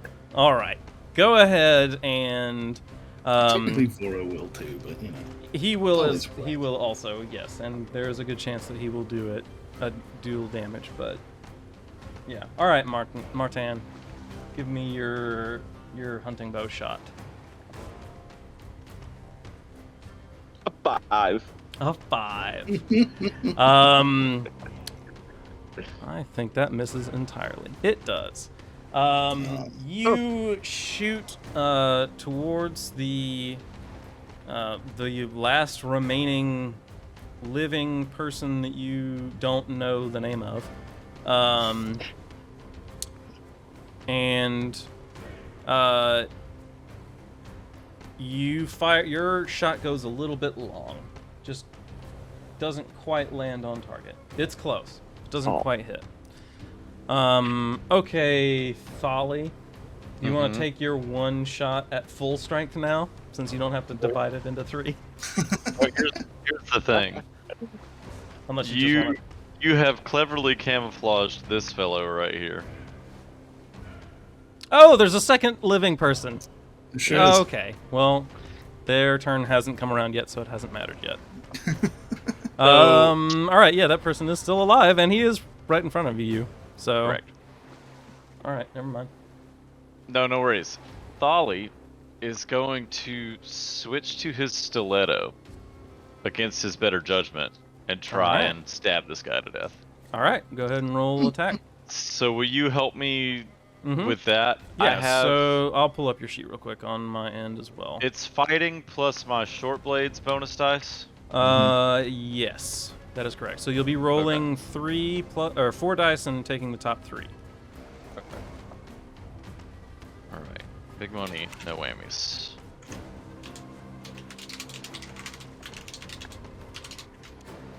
Let's go. Do I get anything because, like, if I have the dagger in the other hand, like the offhand or anything like that? If you want to pull out your stiletto in one hand and the dagger in the other, is that what you're doing? Yeah, I really would like to kill this guy. Yeah, if but you I want- don't know yeah. if I can. That would be the best way to take care of it as quickly as possible, yeah. Okay, so what happens when I add the offhand? So if you hit, you will add the offhand, which is 1, Okay. 2 your base damage of 3 from Okay. the stiletto, so it'll be 4 base damage multiplied by whatever degrees of success you have, and then you have a piercing of 2 from the stiletto, Yep. which will ignore Okay. 3 points of his armor. Here we go. Rad, a 14. 14 is 3 degrees of success, which means you're looking at, was that a base damage of 4. 12 with a piercing of 2. Come And on. his armor defense of 5 means that 9 damage goes through. That is enough to kill him. Yeah. Yes! Okay. Yeah. So Thali sees this guy run up on him, obviously. Mhm.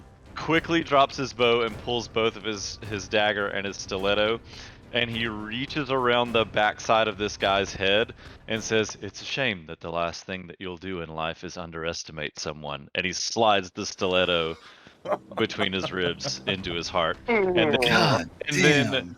as he pulls the stiletto out, just pushes him down the hill. Yeah, and you see those looking on see him kind of grasp at the air in front of him as he falls back and then lays flat God. down on the sand in front of him, and a pool of blood starts to leak out underneath him. All right. Some cold shit to say to a motherfucker. Yeah, before that's, you- that Right is before he right. dies. that is your turn, Thali. So that leaves Voro to take a shot at now what actually is the last living person. Hey, give me my red X. Oh yeah. Let me do that, and he is now here and dead. Perfect. Not that Splat. his location's gonna matter all that much. Yeah. But you know, for the aesthetic. Voro then is going to take his shot with his hunting bow and rolls a 21, which is 3 degrees of success. So let's see, his damage with that is I think 3, so 9, 4. Okay, that is not quite enough to take this guy out. Oh, shit. So his arrow kind of catches the man in the shoulder and knocks him back a little bit. He looks a little winded, and he prepares still to go after Radava on his next turn. Okay, those guys are dead. Those guys are dead. So we are back at the top to Radava. Yes, sir. Let's go, baby. All Let's right. It's me go. again. Do it. Yeah, so Radava kind of looks down in disbelief at himself with this now kind of gash, this dent in his armor in the coins, and several of them have kind of popped off and fallen into the sand. And so he just drops both of his knives and leaps at this man, fists forward. All right. Yeah. Go ahead and roll a brawling attack. Let me pull my one special die. I went and bought a bunch of dice right before starting this and a couple other games, so I've given Radava this purple and blue Yeah. That's cool. kind of shiny die. Oh, that's so I sick. like- That will be one of the 5 that we roll Excellent. here. And we get ooh. Okay, so that's a 19 to hit. 19. That is exactly 3 degrees of success. So Again. your base damage with brawling is what? So base damage with the gauntlet is 2, and I guess technically it would be a 2-weapon attack because I'm going in with both fists. Yeah, the second fist isn't gonna. You're not doing any extra damage with that though. Okay. So let's see. So you're doing 6. Oh, Yeah. and none of that's piercing. No. No, that's piercing. Okay.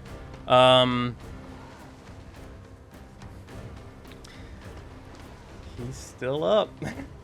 No. You deal. Now, here's my question for you. Mm-hmm. Does that 19 beat his passive athletics? It does. Yes. So he's not dead. He's not. But Radova Literally 100% grabs him by his armor with both hands, and is not even really like, it doesn't even necessarily throw a punch, just lunges at him, grabs him, and kind of picks him up off of his feet a little bit and just snarls in his face. Do you know what I had to do to get those coins? All right. Brings it to Sir Merrick, who is really far away and could Sure do is. something. At this point, though, I think we can say combat has effectively ended. You have defeated these people. What Yeah, I'd do say you so. want to do with this person who literally has Thank you, one yes. health left? Yes. How, like, as a group, like, do you want... Do you want us to How just do you do wanna it do narratively? The smart thing. I think I want to take care of this narratively, yes. So I mean, So after Thali's gonna Radova wave. picks him up... Thali's yeah. gonna wave Nim off because Nim I think was next. Mhm. So Thali's gonna wave Nim off, and look that Iron Hand is holding this other guy, and so he's gonna wave Nim off, and he's gonna reach over his other shoulder and wave the others off, and kind of just look down at Radova. Okay. Yeah, I mean, they the two understand what you mean by this. So you see their bows go lax. They're still ready in case, but they are relaxed and not attempting to make any moves forward.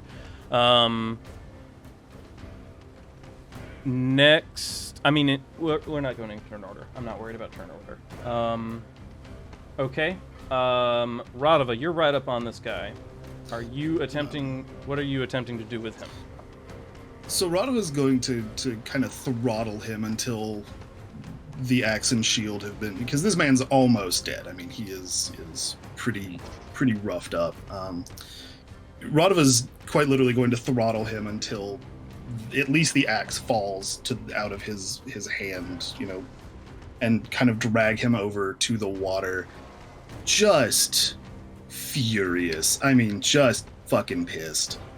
I'm just gonna kind of march him, kind of walk him over to this water,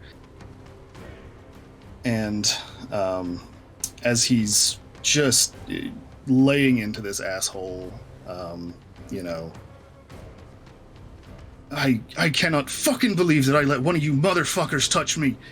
Takes his head with one hand and pushes him into the water underneath it, holds him down there for a hot second, just roaring at this point, and before pulling him back up and out. Why are you fucks even here? What are you doing on our fucking island?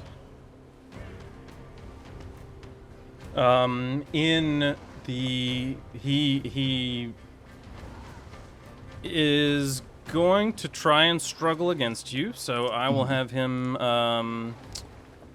make a strength test against your passive strength. What is your passive strength? Great question. Let me look. Or athletics, I mean. There's not a strength. I've got a 4 in athletics. You've got a 4. So your passive athletics is 16. Great. Amazing. Yeah, he does not beat that. He... Lesson. A 9? He rolled a 9? Yeah. That ain't gonna do it. That ain't gonna do it. So he struggles against you at first, but after you strangling him, he drops the shield and the axe and assumes that you're going to try and drown him. So he's struggling against drowning and not putting up a fight that is anything that you can't handle. When you pull him back up and scream at him, his first thought is, we just did what we could to survive. Is what he is going to gasp at first. And you had to kill this many people to do it? How fucking bad are you at living? Mm. And Radava's gonna take him, he's still got him by the back of the head and turn him to face all of these people on the ground. Going so far as to drag him over out of the water and, like, shove his face down into these corpses that they have been, as far as Radava knows, that they have killed. Yeah, so you pull him up out of the water now and towards some of the bodies on the shore. Now looking around you and taking the time to kind of look at what you see here. What you are seeing, there are several dead bodies on the shore. Corpses look like the corpses are a couple of days old. They are starting to decompose and the crows have been at them a bit. And that you ascertain is why all of the people had face coverings, was to attempt to mask some of the smell while they finished. And you see in the boxes on the shore, you're looking around, you see what looks like a hastily prepared campsite that looks tossed and run through, and then kind of reorganized. And as you rub his face kind of in some of the corpses that he has made, he just says, "Do what you want or let me take the black. I did what I did." Radava's gonna haul him up onto his feet again and spin him to face him again and just, "You're fucking lucky that it's not my goddamn choice. Or maybe you're not. We'll find out, I guess." And he's gonna turn to Sir Merrick and kind of, like, haul this guy up real quick to kind of shake him in that direction before bringing him back down. "Sir Merrick, I've got the last one of the motherfuckers here. I reckon we ought to take him back to Lord Vaylor, huh? Or should we just finish him off here? It might be kinder." Sir Merrick rides up the beach, sees that you've got him in hand. I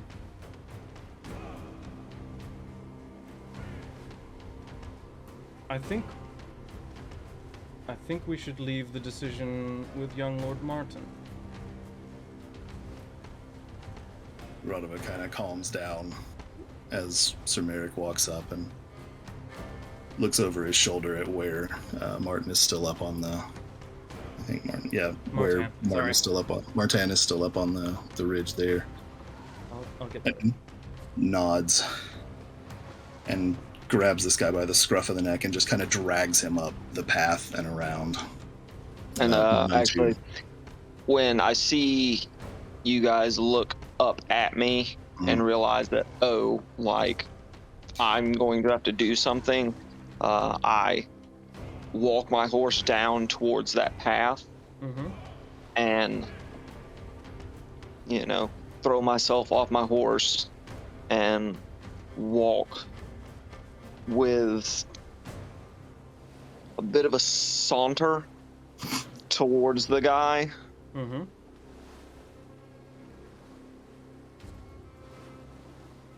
And when I get near to him, but well out of arm's reach,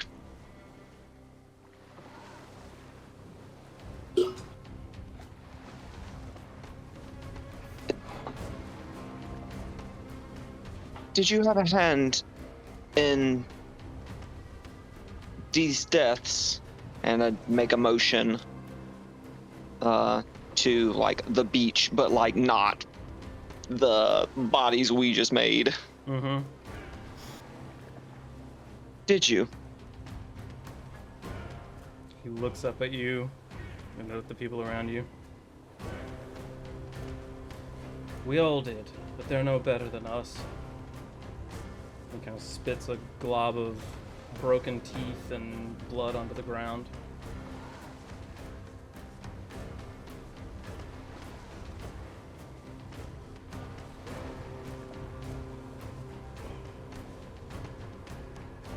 What would you have us do, would you?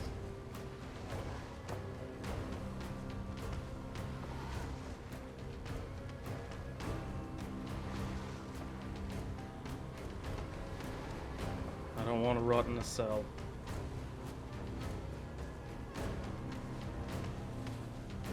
But I would take the black.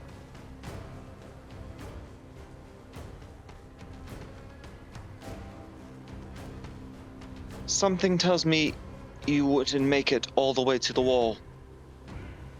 And I turn around and just make like a slice through the air with my hand Okay. and walk back to my horse. Radova, you're right there on him. Radova has a hand on the back of his skull already. So he just takes his other hand and reaches for the front of his face and leans down and just kind of, murmurs very, very soft and much calmer. I promise you this is the kindest thing I can do for you. And snaps his neck. All right. And drops him. Yeah. The man's limp body falls down in front of you onto what is kind of a pile of the dead on this beach. You guys made very, very quick work of the people here. A few you can see are technically still conscious, but are struggling to breathe through blood, and are on their way out. Looking over the beach, you see you see the bodies that you just made, the fresh corpses that are now on the beach, but you also see the older corpses. Let me... you see kind of the rest of the beach is yours. What are you guys gonna do now that this guy's... that's the end of combat and the end of anyone else here on this beach with you guys, so... I walk back to my horse and open up my pouch and grab a satchel filled with some scents You do and have put that. them to my nose and walk straight towards the boat. Okay. Yeah, you walk kind of across. You're walking past and over fresh dead and a few days old dead. So these people stink And terribly. yeah, And they are like, even when- gruesome to look upon. You are looking at days old, bloated corpses on this beach. And you make And your even- way up to the small boat that is, kind of cut into the sand right here. And with the satchel, with the scents up to my nose, y'all can see that it's taking everything I have to just not retch and puke all over everything, because it's fucking disgusting. Something I've never seen the likes of before, really. No. Yeah, you wouldn't have. Yeah. But somehow I manage. And I look in the boat. All right. In the boat, you only see one corpse. There is a dead corpse. Go ahead and... Are you... This is... He looks like the person in priestly garb that you saw in your vision, or in your dream, excuse me. Okay. But he has lips. The person in your dream did not. Just skin from nose to chin. So this person has lips. and looking around, he has fallen across a long wooden box. And you can see that his days-old blood is still crusting over it.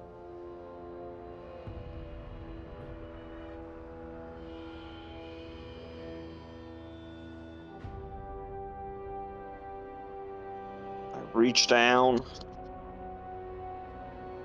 and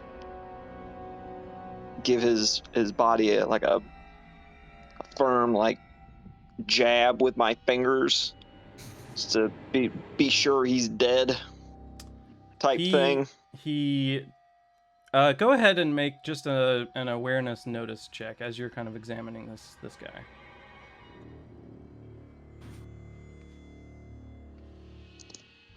10. 10. All right. You at first you kind of poke at him, with your morning star, just kind of from a distance poking at him with your weapon. He appears to be very dead. Your curiosity, for some reason, you just want to see, so you check and you pull his chin down, and his lips do indeed separate. They are not connected at all. But inside his mouth, you see that it looks like his tongue has been removed. Doesn't look like a recent injury. Looks like an old wound.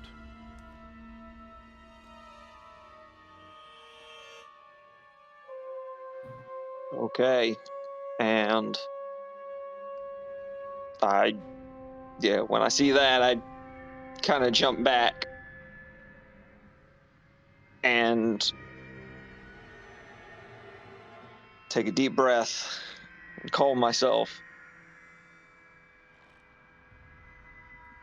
And I reach down and I grab the box and I close my eyes and pull it from under his body. All right. The dead body does not weigh much anymore. It is a large box, looks to be between 3 and 4 feet long. It's thin though. It's not like a big chest. It's just a long kind of a thin, long box.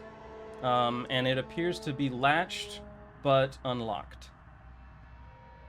Looks like, looking around the latch, it looks like some hammers and chisels and things were taken to this to try and open it, and it looks like they were successful because the lock is not there anymore. Okay. Well, I turn and look at everybody else and then turn back to the box and flip it open.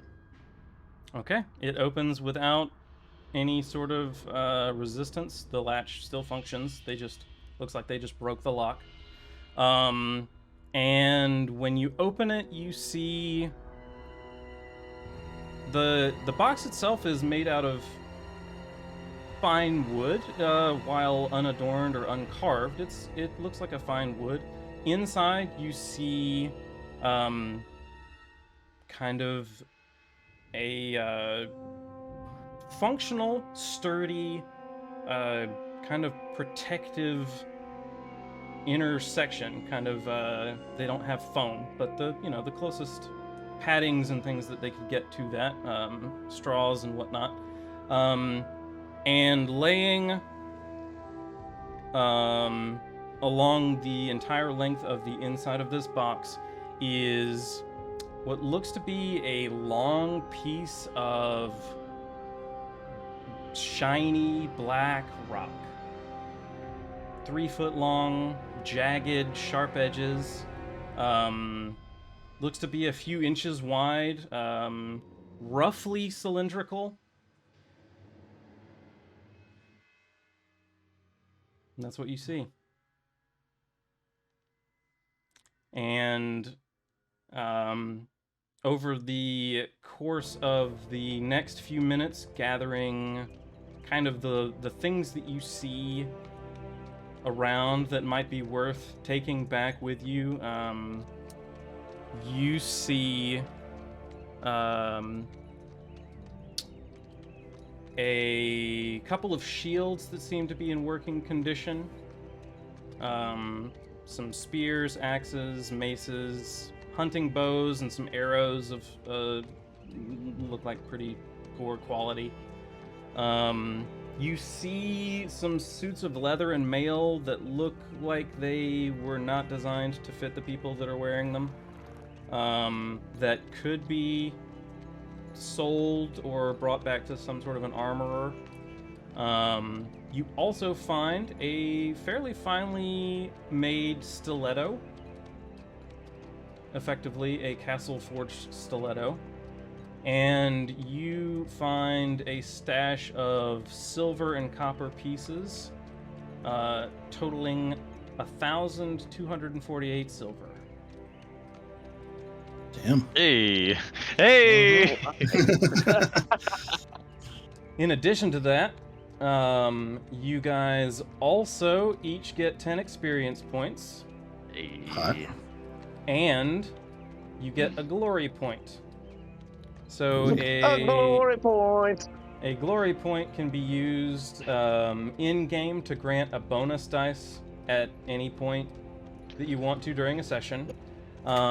You can also just donate the glory to your house, and it will become one of whatever resource you want. But once it's invested, you can't use it for its bonus dice.